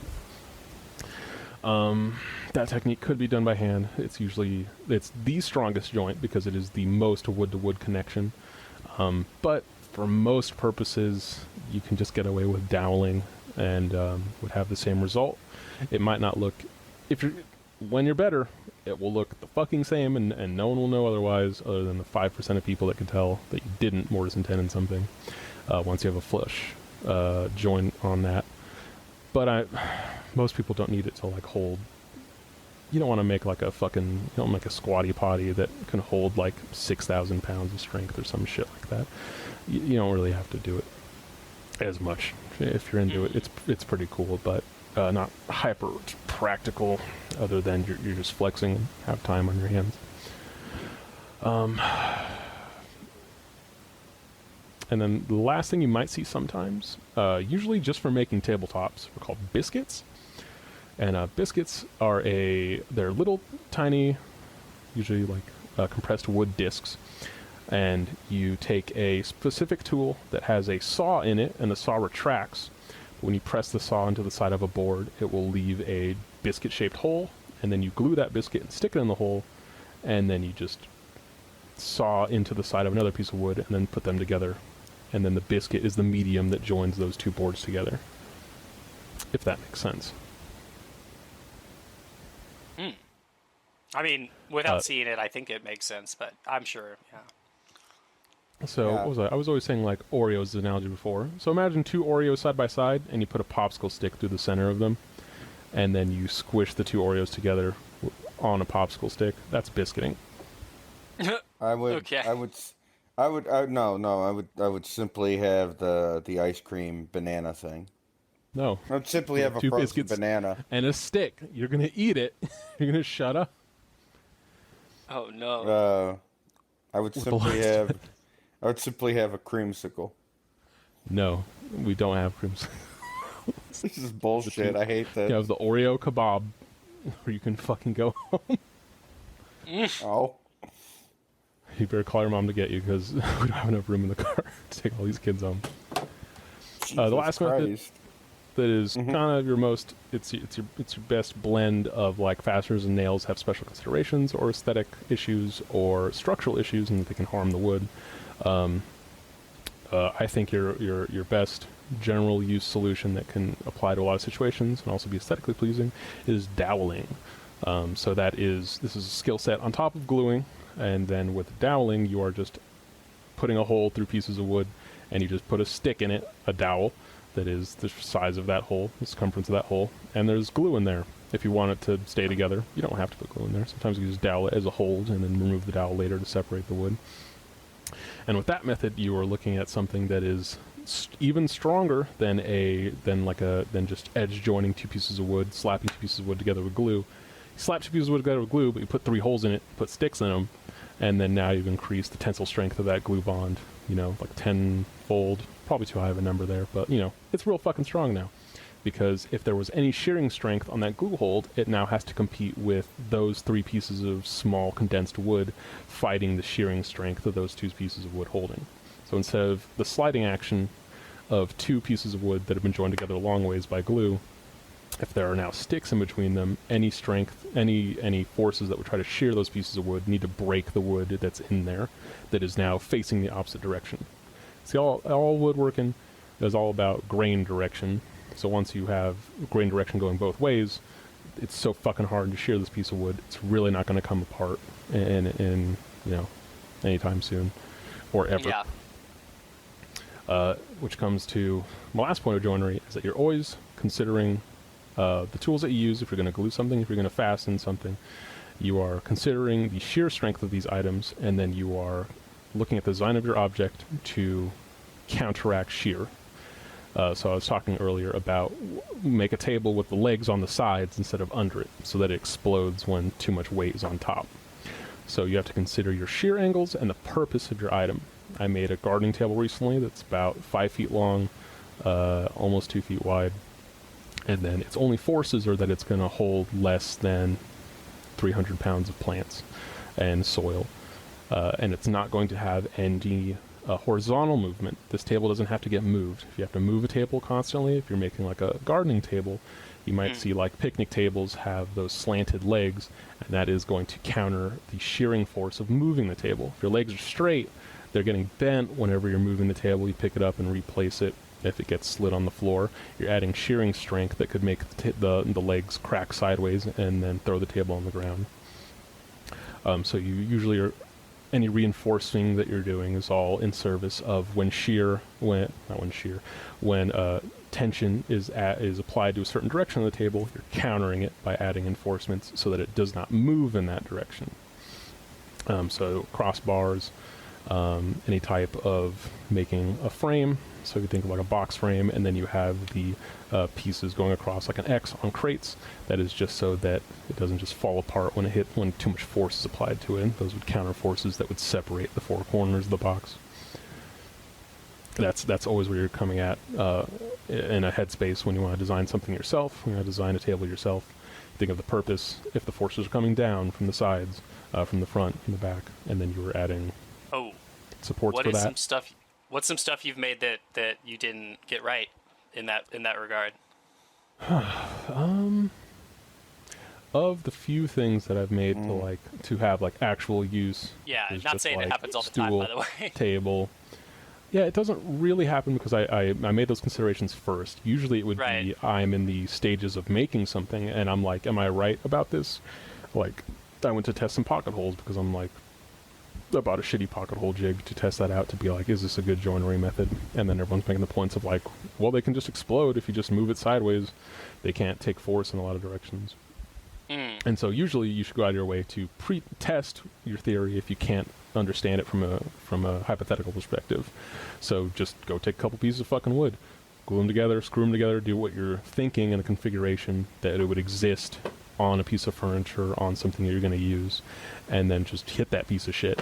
And then if it breaks in a way you're not expecting, then you might not be applying that technique in a way that you want in your finished product. So like a great thing to know is just like go test how many screws it takes to keep two pieces of wood from turning or separating from arm strength. And and guess fucking what? That shit doesn't work out. I don't want to hard cut you off, but for the listeners at home, we got a Rue sighting. Ruben's cat is right behind him. On Cat the chair. has gone onto my chair. Rue is so big above now. my shoulders. Rue is so big now. We'll put some of Rue on the Twitter at some point so that y'all can see the pet action that we get to see while we're recording. But we got a cat behind this man now. So with let's see. She just loves to stay on that chair. Yeah, Rue as a child would jump up on my. I used to have a leather chair instead of like an office chair, and it had a wider seat behind me, and then Rue's whole body would fit on it as a baby. So now growing up, Rue's tendency is to straddle the life out of a chair. You can see her arms hooking into the fucking chair to not fall up. Fat, wide body bitch can't fit on my fucking chair anymore. But wants to. Yeah, right, Rue. No comments? No talking for the show. I think that's most of that. Do we have any other questions on those aspects of joinery? Otherwise, I'm going to move to like finishing notes on that. We have a couple. Absolutely. My question is, what's your table of contents right now? How far along are we? Yeah, man. this, I have like 2 closing notes, and that closes the basic of it. And then I have a couple things for like advanced things, but it's not really going to that other than covering those so you know they exist. But that's stuff that can be ignored. Okay. Yeah, I would say that, yeah, beyond that, I'm kind of interested in terms of like, Finishing. yes, yeah, not you finishing your notes, but I'm like, yeah, a little bit about finishing what you do have at hand. Oh, God. Oh, yeah. So, let's see. So, before we get into that part, because I added that to my last section here. Absolutely, hell yeah. So, if I didn't make it clear yet, you want to use glue. You want to use glue more than you would use fasteners in most situations. Fasteners just being like you can disassemble it and reuse that wood. So if it's for making something that's either portable or just something that doesn't have to look nice, those would be the considerations for fasteners versus glue. There are 3 types of glue to consider. So quickly, you have wood, general purpose, and I wrote it down because I was going to forget as soon as I started saying that. Didn't I? Wood, general purpose, and then super glue. So wood glue, that's your bread and butter. There are usually different grades of it. You'll usually at least want a water-resistant grade, and then there are different dry times on glue. That's the main thing that you're looking for. Is if you need something to glue quickly, it's because it's a repair. Slow glue, so that you can keep working it as it gets tacky, and maybe you have to reset or re-angle something. Because once you glue it, you're spraying the glue evenly. That's time that it's drying, and then you're also placing it on a piece, readjusting it, and then clamping it into position so that it's ready to dry. So dry time is very important because you want something that's kind of malleable. I use Type Bond 2 for a majority of my gluing. That is a very bread and butter glue for most people. If you need a weaker or stronger one, it's because you're either doing craftier things and want a slightly faster dry, or you are doing things that will go outside and need to have water-resistant bonds so that they don't separate in the future from humidity. I also mentioned clamping. This wasn't in the tool section because it's a gluing tool. You need to own a lot of clamps. Do not spend too much on clamps, but you also cannot cheap out on clamps. Clamps need to show you a weight rating. That sounds tricky. Ruben, Clamps, you're describing a tricky situation there. Clamps go a lot of ways, but the easiest way I could put it is that some weird online sources of people I don't trust with woodworking are like, go to Harbor Freight. They got clamps for like $3. They're not $10 a clamp. But if a clamp can't show you its weight rating, then you don't know how much force it can expend or if it can even hold 2 pieces of wood together while it dries.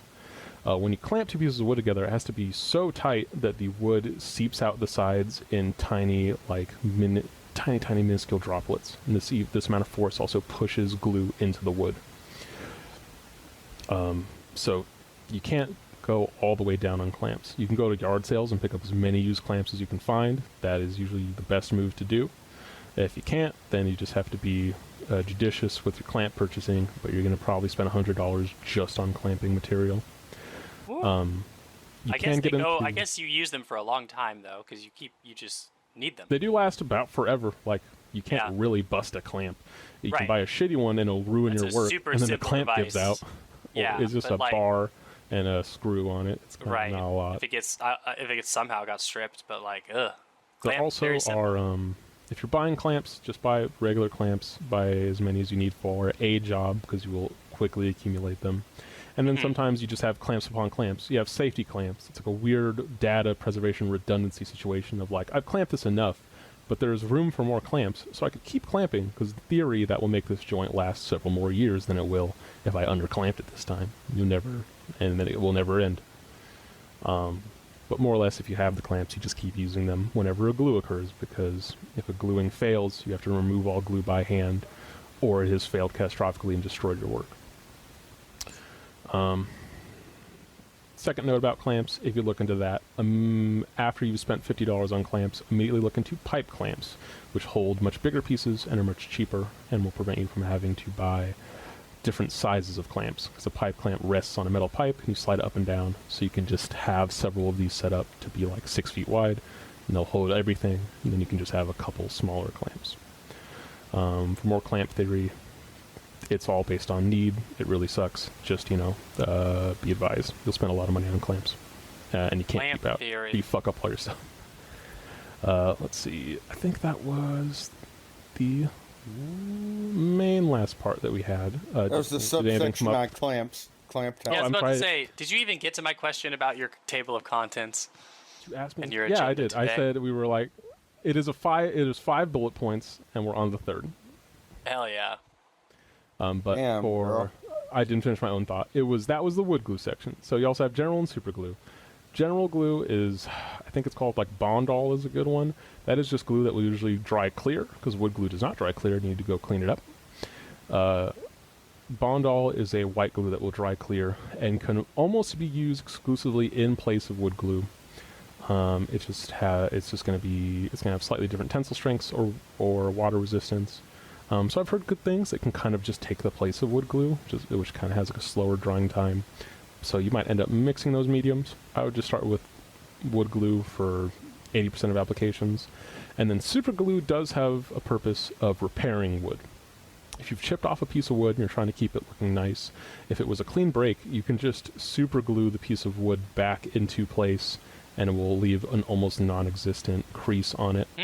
And then especially if you're going to paint or stain over it, then you'll remove any marring that you've caused on chipping off a big piece of your wood. A lot of woodworking is that something's going to chip, and do you care about it? And if you do, you have to fix it. And there are a lot of techniques about wood fill and stuff. But for now, if it's utility pieces, that almost never comes up. But if this was something you're going to give to someone else, have a little bit of wood super glue, and then big chunk just falls off, you can just place it back in. But that does it for the general things that you'll need. Any tools I've mentioned previously is going to be your wheelhouse. Any resources that we might post, we'll re-mention these tools again. And they'll fall under these purposes of, like, if you just want tables, you could make shields or craft weapons. And a lot of utility items. You can also conduct most home repairs with this tool set. A lot of it is the drill and the glue, but having the other stuff helps a lot. I've done a lot of repairs in the house just because I want to call someone to do it. It also just expands my skill set. I cut a paint stirrer in half, used a paper towel as a glue medium, and re-glued part of these cabinets behind me that separated. Part of it fell off. So you could do all shit like that. But like, I don't want this shit to be broken right now. I got some washers and a drill, and reinstall the fucking I just hood spent on some the oven time that fell off. hole punching my what are they called? Like vanes, my window vanes. Because they tore off of the shitty sliders that we have, and I just used a hole puncher to hole punch the bottom of them and flip it around, pop it back up. Yeah, that's pretty good. That's like not at all related other than being handy and stupid, but I just thought you should share that if anyone suffers the same crappy window vanes that I do in my apartment that I can't change. Little pro tip. Also, yeah, it's just great for apartment life in general on top of home life. Like, know how to repair an amount of things. So wait, to be clear, I guess I didn't even quite question it. You're living you're doing this in an apartment, right? Yeah. All right, so that's pretty. Actually, you should go over that a bit for listeners, because I always imagined you having a small garage of some sort. I don't know why. I mean, that would make sense. Like that you rented a house or something like that. I'm not sure, but yeah. So out of the apartment, the last apartment was on the ground floor, so the balcony was a bit bigger, so it had to get resized for that. But if you imagine a balcony, it's maybe like a 8 by 10-ish rectangle. If there's just enough room to have a workbench, the space to walk on both sides of it without accessing the back, which is detrimental in some cases. If you don't want to flip your work around as much and would rather walk around it, you could do a smaller table if that's the case. I like big table because I like everything just to sit out and make a big mess so I can grab it quickly. With a closet full of wood scraps where the water heater would be in like a small storage area. We keep down on a lot of clutter or have internal storage. So that closet just became wood storage so that it will stay to the appropriate temperature. Part of wood storage is that it needs to live where you're going to work on it. Otherwise, if you keep your wood indoors and then bring it outdoors, it can suffer massive failure and it would just start to crack from moisture and temperature changes. It's also a good way to see if you have good wood or not. Some wood just explodes in the weather, it just contracts too severely and it's too dry and blows up. So usually you would age wood in your shop for a bit so that it will acclimate and you'll know that it won't you don't work with something that you just bought and then explodes and it just kills itself, and then you're down either your entire project or you have a huge repair ahead of you, which would suck all of a sudden. I mean, yeah, I've always considered like renting out like a storage unit or garage to keep everything in and then work out of, just because I try to work projects really quickly and on small time frames, so they're not dragged out for the entire winter that I have to work on them or whatever. But especially it goes with like in determining the size of your workbench and making that kind of stuff work. You don't need an awful lot of space for it. We're probably talking like a 4x2 should be your working surface at a minimum, and then you could just compensate with better storage and organizational pieces to hold all of your tools, because you just need something that you're going to lay something on top of that you can hit with a hammer. Another question about the workshop, it's kind of like a general rundown of the shape of it, but the contents are just like a couple shelves from an old cubby that we were going to throw out, and I just put it outside instead and stack all my tools on it. And then it's a large plywood sheet that I've drilled 2x4s into. I think they're 1x4s, because they were scrap wood, on top of 2 plastic folding workhorses, so I can put it away if I want to sit on the balcony or something.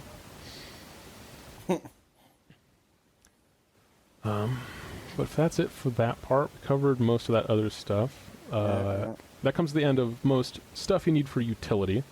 The last pieces that we move into here are quote-unquote advanced methods and could be skipped for the purposes of they don't affect function in many ways. I guess wood preservation is part of sealing or finishing, so that is a consideration. But if you're just out starting, you should consider most of your pieces expendable. Like, don't get crazy about it or be like, I gotta make something I could sell or something that could pass as a piece of thrift wood covered in varnish. It just has to work, and then you can be happy about that. And then you can chamfer off the edges, and then it's not sharp and stupid looking, and then that's nice.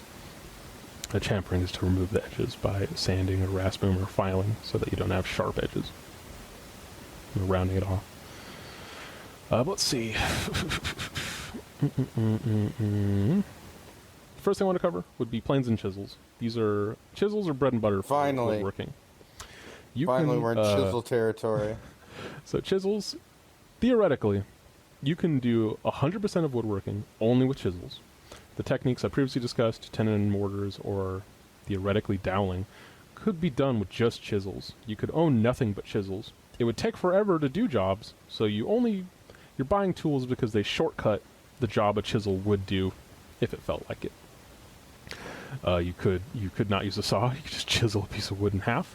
Instead of making a round doweling hole, you can buy square dowels and then use a small half-inch chisel and then work a square through a piece of wood methodically and then dowel with that. So chisels are bread and butter because they can do almost everything. Chisels can also do planing, quote-unquote. Certain situations would be much more of a pain in the ass, but you could plane a piece of wood just to make it flat by shaving it with a chisel. Get out of here. Oh my god, that cat. The main use for a chisel, I mean, I've mainly had to use it just for making things flat until I bought a cheap Japanese block plane. I'm trying to think. What are your most common things? Like adding curves to chisels, just having wood shavings produced from a chisel are it's generally just pleasing. It's part of the sport, just to feel the skin separate from the bone from the chisel. I'm trying to think if I had to do something that was incredibly vital with the chisel that I could have skipped. I made a lot of my tool handles with chisels. That's probably the best thing. You could do it with an axe or a hatchet. If you'd rather own that first, you can do some minor chisel work with axes. Mainly tool handles. I don't see people skip a lot of other steps, but making your own tool handles is nice because you can get them to shape. Whereas with planes, a plane, its purpose is to give you flat wood. You're either removing and shaving a lot of wood off. A plane is a severely angled blade that can be adjusted, and it's in a big it's in a big housing so that it will hold the blade to the angle that you need to shave wood. But for block planes, hand planes, bench planes, all of their goals are just to shave a piece of wood so that it is flat. And you mainly need that because if wood is not flat, then you will have holes in your fucking wood, and then you'll need something that will either shim, which is to put a small piece of wood between two other pieces of wood so that there aren't fucking holes in your wood when you glue it together. So at the end of the day, I would say a plane is almost mandatory insofar as making nice and good wood. But you can get away with not using them and just gluing things and putting fasteners on them, and there will just be a shitload of gaps in your work. So when you look at your shitty 2x4 table and you look at where the legs join the table topper, you can see light pass through the legs because they are not truly resting on the wood. Could pose some minor issues in terms of stability in the future. But mainly, it just drives you insane to see that too many times, because when you buy two pieces of wood, they are never flat. They are affected by humidity, they are cupped or bowed or twisting, or they're fucked up in some way. And planing is to remove those mistakes methodically by hand without machine assistance. But one of the things that you will never realize, you kind of in a way you can ignore... damn, as soon as I say a word, I forget it. Kind of in a way that you could ignore surface area in your everyday life, and when you think about it, how it applies to most things. You kind of don't appreciate how fucking flat things are when you buy them until you have to buy things and they're not fucking flat because they just aren't compatible with your life or living until they become flat. But man, shaving wood feels great. It's also one of the best feelings you can get out of woodworking. It's just having a bunch of wood shavings, and they become little tiny, advanced pencil shaving. If pencil shaving was your shit, having giant wood shavings flying off a piece of wood, and it's just fucking ass baby smooth. It's great. Mm-hmm. Let's see. We didn't really have to talk about hinges. You don't use hinges in woodworking. It's a shortcut. If you need to make something have folding legs, that's a hinge for you. Otherwise, fuck off with hinges. You don't really need to carry or worry about those. That's a very specific use case. Otherwise, you ignore it. Doors have hinges. Maybe you make a chest. Could be a hinge roo. Or you fucking don't make it a hinge. Okay, wait. So, given all that, I guess I haven't gotten a great idea so far of like what's your current, where do you see yourself in the wood level, like the hall of wood levels, or the the hall? What am I talking about? What level do you think you're at with woodworking right now? And then like, what's your kind of goal for like, what would be something you think would be hard to do but that you want to get to next? Like, because you got some time to think about it before it gets to be woodworking time again in Arizona. Yeah, usually I try to pile up a few projects and then get at it when the weather allows. I would say... we don't have great scales for this, but if I would say you have like a 1 to 5 mastery thing, so like amateur, journeyman, intermediate craftsman, like I'm like on a 2 to 5 of the scale. It's like I know what the wood is, I know what the work is, but anytime I work on a piece and it's not something I've done before, there's going to be way more research and there's going to be a lot more practice and executing on new techniques before actually moving on to a new piece. And I just don't have a ton of time or reason to apply it. My main thing was just like, I want to stop buying useless furniture. I want to stop buying shit that just is, the price is there because you could do the work yourself at an incredible discount. Right. But so yeah, I would say still pretty low. Like I would say the word intermediate because it is low. But when I look at other people that have not attempted any woodworking, haven't even just screwed together something that can hold weight, there are so many considerations that you don't realize. Like the handiness goes through the roof. It's like getting other home repair skills, realizing how easy certain jobs are. Of like, don't pay someone to do that. Don't pay people to fuck with your drywall because it's just like using fucking paste. Like it's a lot of that shit is super easy and not beyond basic comprehension. That you should just get into some of it because you can apply it in an environment where it doesn't matter. You can go make a hole outside and fill it with drywall, figure out how to do some drywalling, some light repair, patchwork, in zero stakes environments at a slight cost to you. That would save you a lot more labor. Drywall, that shit's miserable though. You're just Tell us about the drywall life machine. soaked and dirty. Ugh. Just covered Head in to that toe. drywall bullshit. And that dries your skin out. Oh, I hate it. The only thing worse would be masonry, but that's neither here nor there. But those masonry videos where they're like pouring the goop on the big metal slabs they got, and they're slapping the goop on the walls. Have you ever touched the hands of someone that has done masonry work? I've seen the hands that exist. They're like living fucking mummies. Yeah, it's pretty tight. I mean, I think it's kind of tight, like, because they're like their hands are fucked up, right? But they're fucked up from like, yeah, hard work. I don't know, they're fucked up in a functional way. Pains in Like those hands. they could probably hold hotter stuff for longer. I'm doing dishwashing as a job now, and it's just like, yeah. You're about to get some strong ass,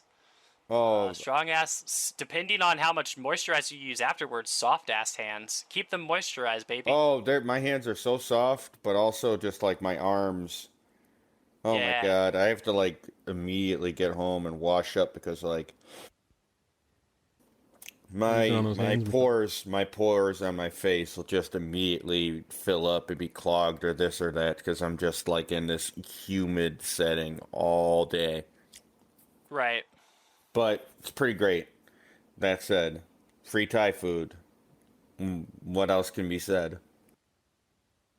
I would say a thing a lot of jobs fail in general is that you don't get to eat a lot of free, fresh food when doing them. It's only the jobs that are food adjacent. And that's kind of bullshit. Wait, what are you saying? Just like when you work in a kitchen, you get to eat the whole time. Oh yeah, hell yeah. And the energy is great from that. Like, but when you're a server, you don't. Yes. Across the board, jobs just don't get to eat, and it's true. It should be in every job. I've always been behind. On top of the higher wages, was behind the taco bar, the fresh taco bar every day when I'm the guy giving you the tacos, and I just ate a bunch of extra stuff. But damn, I do kind of want to do masonry though. Hands suck. No. Pouring the stone goop. We got into this in a bit before we started, but it was about like how looking at metalworking is like that looks kind of cool from a distance. I kind of wanted to like lightly work with cement because I think that looks kind of cool. Very light masonry techniques. People using cement as like a construct, like more than just a foundation tool. Masonry, no. Pottery, yes. I can see pottery a bit, but I'm annoyed by like I want the wheel, but I don't want a wheel in my house. And it feels like I would need a wheel at a destination to spin the pottery on. Maybe I could be... I just don't feel like I'm satisfied with base pottery where you're just like globbing together a big vase, something to hold some sticks, some rocks it's not all, the wheel. You could just do other types of surfaces. But it's shapes cool on the wheel. What are you looking for pottery? What are you looking in pottery? What do you want out of pottery, Michelle, without a wheel? You can do rectangular. You could do all different manners of shapes. You can do. I actually went to an art gallery recently. No, beyond plates. You can actually do like square plates. No, you could do like almost sort of statues, different types of busts and the like. You can do patterned work, and then you can kind of do that different sort of pottery painting you have to do afterwards, where it has that different sort of lacquered glaze that makes it super smooth. Yeah. I'm about to die. Eliza's only here to roast today. Yeah, no, I've been ethered by a fundamental just tripping over the word I was seeking, but Glaze enthusiast, yeah.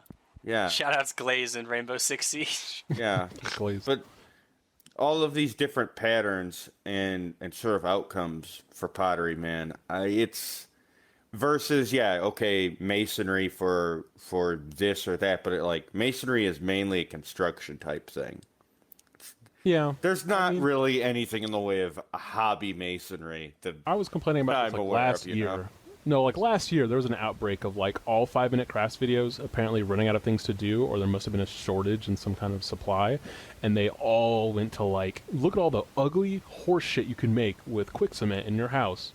And it was the most god awful shit I've ever seen. Of like, you can make a fish fountain. You get a towel, you get an old dirty rag, and you ruffle it through some wet cement, and you hang that over a stick, and it makes a disgusting blob of cement that dries later. And now you have a 200-ton piece of shit in front of your house that you can put a plant on, or put that... I'm just imagining the now this captions, but just with all of the bits. Look at this 250-pound piece of shit in her living room. And it was always the most fucking ugly thing I've ever seen. And then they like spray paint it, like, and then you paint it red, and it just looks like a globby piece of shit. It's garish red. The paint job's terrible. It's not covering every part of it. There's no fucking finish here. We spray painted a fucking wet block. Yeah. 5-minute craft. Yeah, no. Fuck you. Then what you want is pottery. It's simple. I mean, yeah, it can have the same capacity to dry out your hands a little bit, but you want to wear gloves, or at least get the slip on your hands where you're not getting super dried out. But we got a no-wheel pottery shout-out to Primitive Technology on YouTube. I think they stopped posting like a year or two ago. I forget when. Oh, hell yeah. All the pottery work he's done is fantastic. Out in the fucking wild, eating tubers, and just like, I made a pot, I made a pot, I made a pot, I made a pot. These are for water. This one's for rocks. That one holds potatoes. He's just being All Minecraft. hand-based. He's just being Minecraft. It's the dream, to just live in a forest in the middle of America and no one knows you're alive. And you just have sandals in a sling that you made, and you live on a... I was going to say, you could have just stopped it. No one knows you're alive. Yeah. What a dream. And You're- he made like you're an he made a American. house. He made a house with a clay slab house, and he made like a pass-through under it that connects to his chimney so that it's a heated floor. But whenever you run the fucking chimney, and then he boils his water by throwing hot rocks in it. It's fucking fantastic. I couldn't imagine a future. How many people do I have to kill for that lifestyle to live in a forest? Because that's where we're at right now as a society. I desperately just want to never see you fucking people again. For me, Ruben? Yeah. Where are we on the docket? Are we? Last thing was what Still- Michelle wanted to get into, which was finishes. Nice. That's true. So You do have to finish wood. I've heard to this. finish wood is to Heard you have be to done. finish often. So please stop. Please So stop. finishing the purpose of finishing outside of aesthetics is usually that you are sealing the wood in a way or preventing it from corrosion. The same way that you paint cars, that you could just paint Yeah. wood, and then You it's don't going want to it be to get pretty wet. water resistant. It can't get. Well, super wet. It's got to stay in the moist, but it can't get wet. That's the wood motto. But the main things that you're looking at are the considerations are exposure, environmentally, so and personally.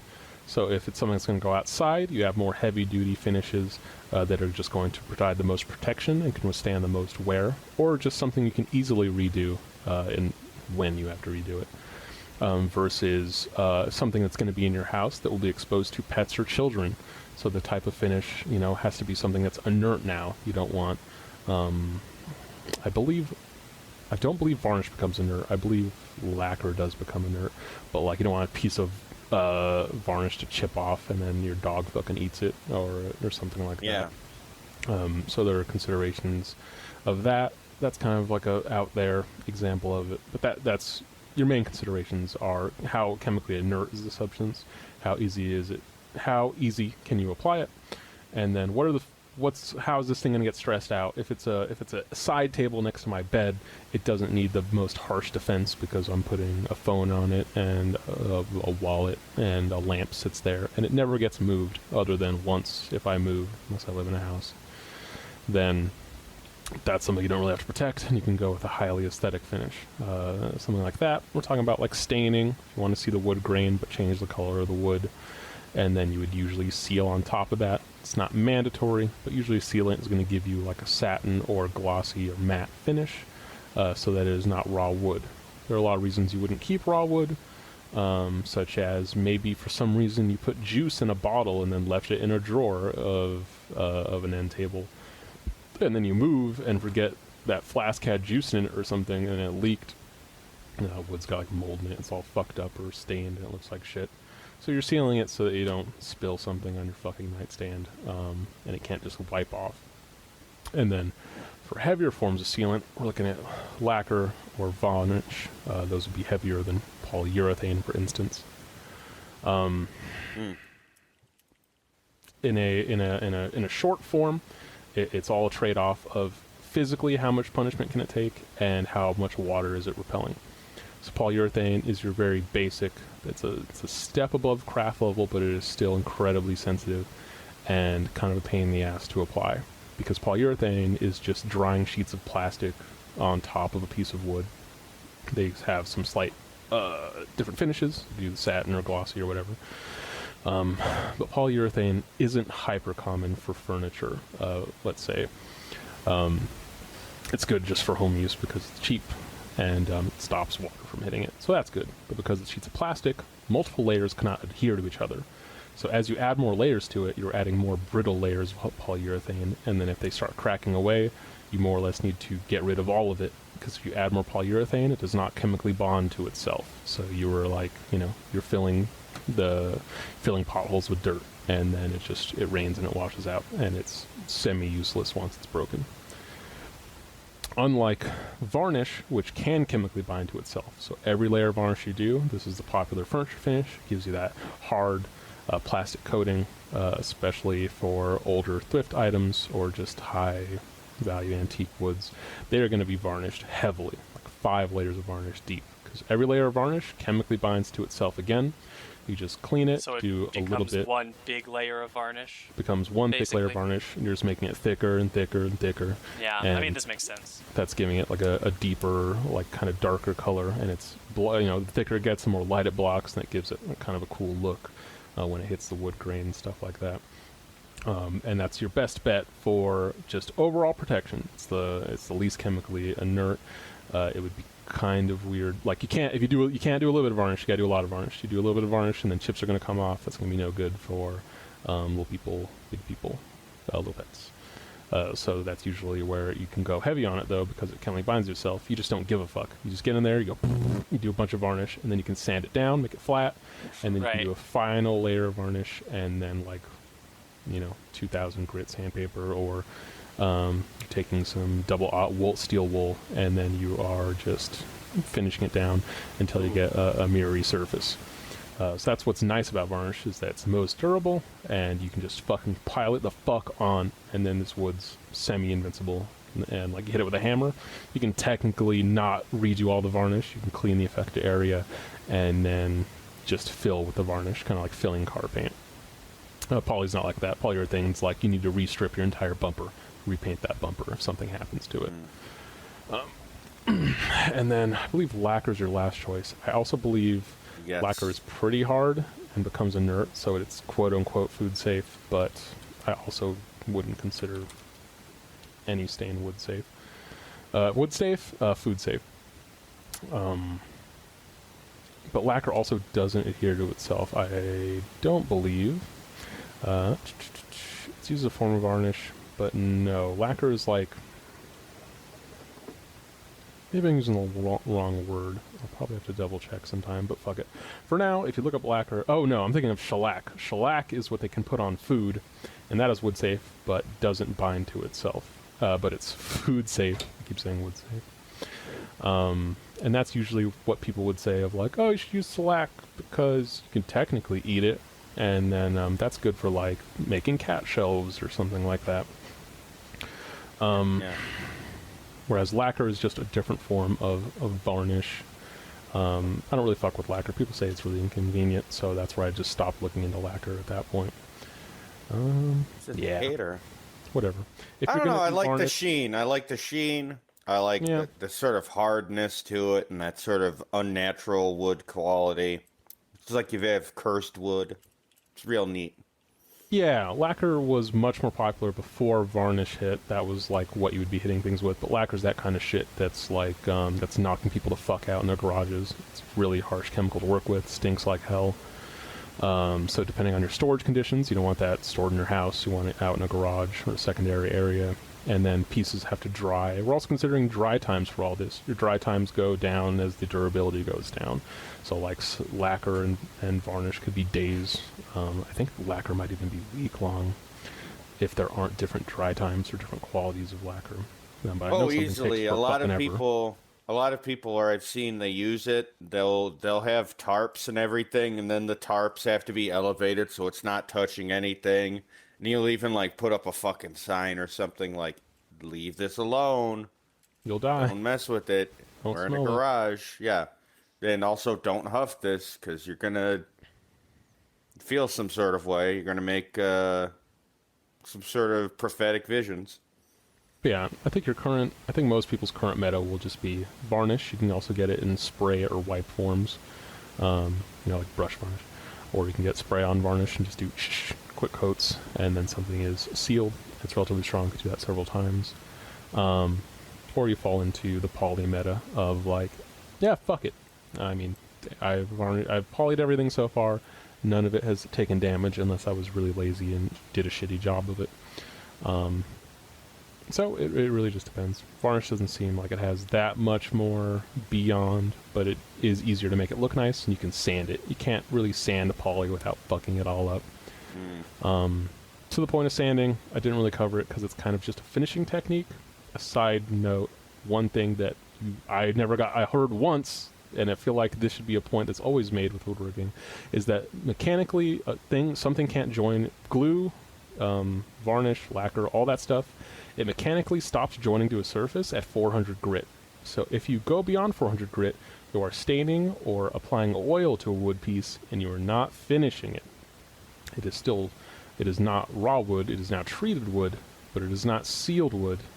Because if you go beyond 400 grit, do like 1,000 grit to make some silky smooth wood, and then you apply lacquer or poly to it, it has no teeth to dig into, and it kind of just sits as a glass sheet on top of your wood, and it is incredibly easy to disrupt. And so there is reason to be like, if I'm also into finishes, I also don't have to buy as much sandpaper now, because once you get to 400, stop, and then you're going to fill any roughness by multiple layers of poly or multiple layers of varnish, because that will fill the unevenness, because you will now be feeling that substance instead of feeling the wood at that point. So, quick aside, that's pretty fucking important to know. Also, saves a ton of effort. Huge fucking waste of time if you've over-sanded it, and now you're fucked. Now, I've over-sanded it, so I need to have to desand it down to 400, or I just put some oil on this piece of wood, and what happens to it now. And it's just going to be something I oil every year now. But that's more or less it. If we have any other questions, closing questions, thoughts that came in about wood throughout our segment here. I feel like I just sat through a class, not in a bad way. Yeah, no, that's the thing. I wasn't taking notes either, so I can't. For me, hopefully, if you're listening and this was fun. Let us know. Let us know in the comments below. Ruben's info dump is something that we can always keep doing. We love when Ruben goes deep. We do also have an email. I should bring it up. I mean, it's on our Twitter, and I assume that if you listen to the show, it's easy enough to find. But it is workinonitshow@gmail.com. And if you ever want to email us, dear listeners, feel free. Ruben keeps. We don't have anything to make a segment out of yet, but all we lack is letters. So Ruben keeps soft pitching an idea where he'd like to take some of your letters or ideas. If any of you ever do want to email us, the soft pitch has become reality. Yeah, he's always asked in as much. Yeah, it's always on the Twitter. I'll just get letters or emails from y'all. It's pretty easy to find it, but can work them into episodes. Sorry, go ahead. Working with a G on it show@gmail.com. Yeah, he's always talking about this as an idea. I think we'd have to work towards like fucking call-ins in earnest, just because. Sorry, trans host. The trades hosts slash varying LGBT identities, etc. Like, yeah, I bet only good-natured and jovial people would call in. Cross that bridge when we get to it. However, the letter easily is an idea we could. I mean, we're always kicking around ideas. But that said, yeah. In terms of specificity, it's definitely why I even want Ruben on the pod. Is just because this fucking guy. My brother has always done woodworking and stuff, and like, he's always gone through a lot of this. He actually like went through and made his bench first before everything else. And the things he usually ends up doing are either one, projects for family, or like two, hunting bullshit where he will like fletch arrows and stuff. And it would be kind of funny to see him making like a recurve at some point in time.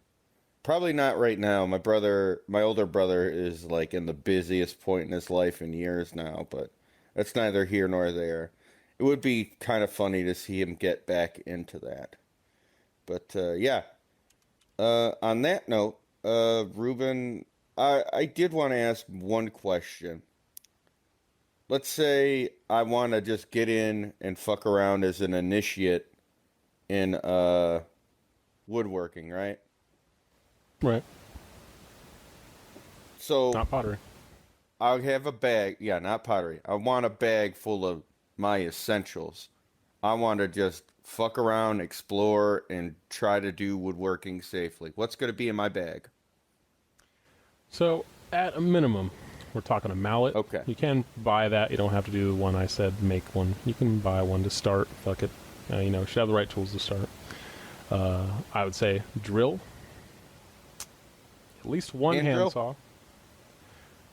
So, yeah, just a regular fucking drill. Just a normal drill does it. You don't need like a super hard one or high power one. Those will crack shit left and right. Basic drill. Standard drill. Regular drill bits. Because you can make instant dowel holes with that. And that's half the dowel tree right there.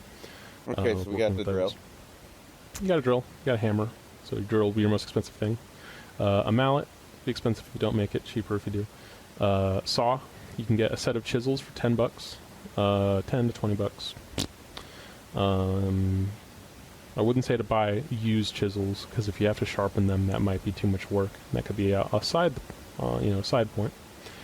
And glue, and then you do have to buy sanding paper because if you have to sharpen the chisels you buy, you can do that with sanding paper on the cheap instead of getting into whetstones day one when you might not fucking care about doing that in the future. So it should be about those 5 things should get you through everything, and now you're just buying wood, and then you can start working with that. And let's say I want to start out small, like, but I'm not whittling, right? Like, Yeah, no whittling. What's a good achievable goal to set for oneself when they want to get into woodworking and say, hey, here's a thing I can work on with my hands, and you have it, it's done, and you're there. What would you recommend to someone? I would say the thing that I've made that is probably just the favorite thing I've made, which is the nomenclature has become squatty potty.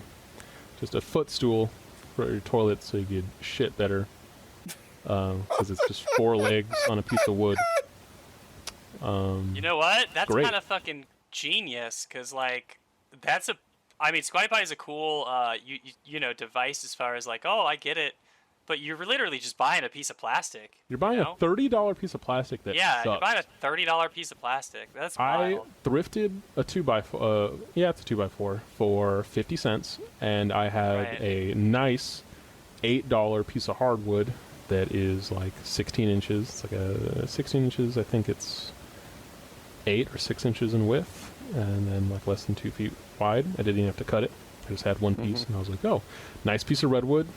I made 4 legs, glued, and then sealed it with polyurethane. I did some stain work. I stained the legs to make a contrast, so it's like a light and a dark. And I've had that for fucking 3 years. It doesn't take damage because it's in a fucking bathroom. What's going to happen? and it looks 1,000 times nicer than a fucking $30 piece of plastic that looks fucking insane. It's just a rectangle, and it could hold my entire body weight. I could stand on it. I can go to the kitchen and grab something slightly better than I could from the top shelf of something if I needed to.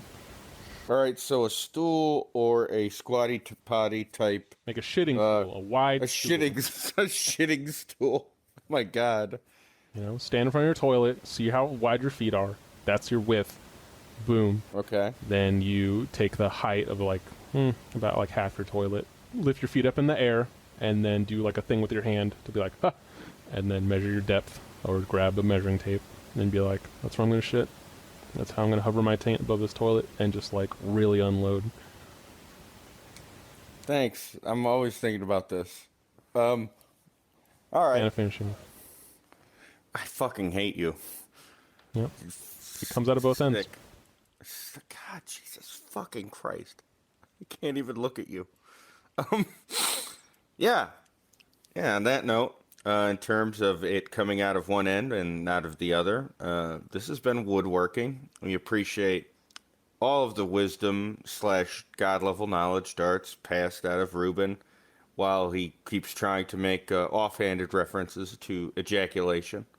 It's always Shit nice. and cum. Yep, you're right. Shit and cum, yeah. And finishing. The whole orgasm. Finishing. All the work. It's beginning to end. You can't skip any of it. I wish God would take my hearing. On that note, it's been lovely. And this has been Michelle Perez, my buddy Ruben, my buddy Jake, my buddy Eliza.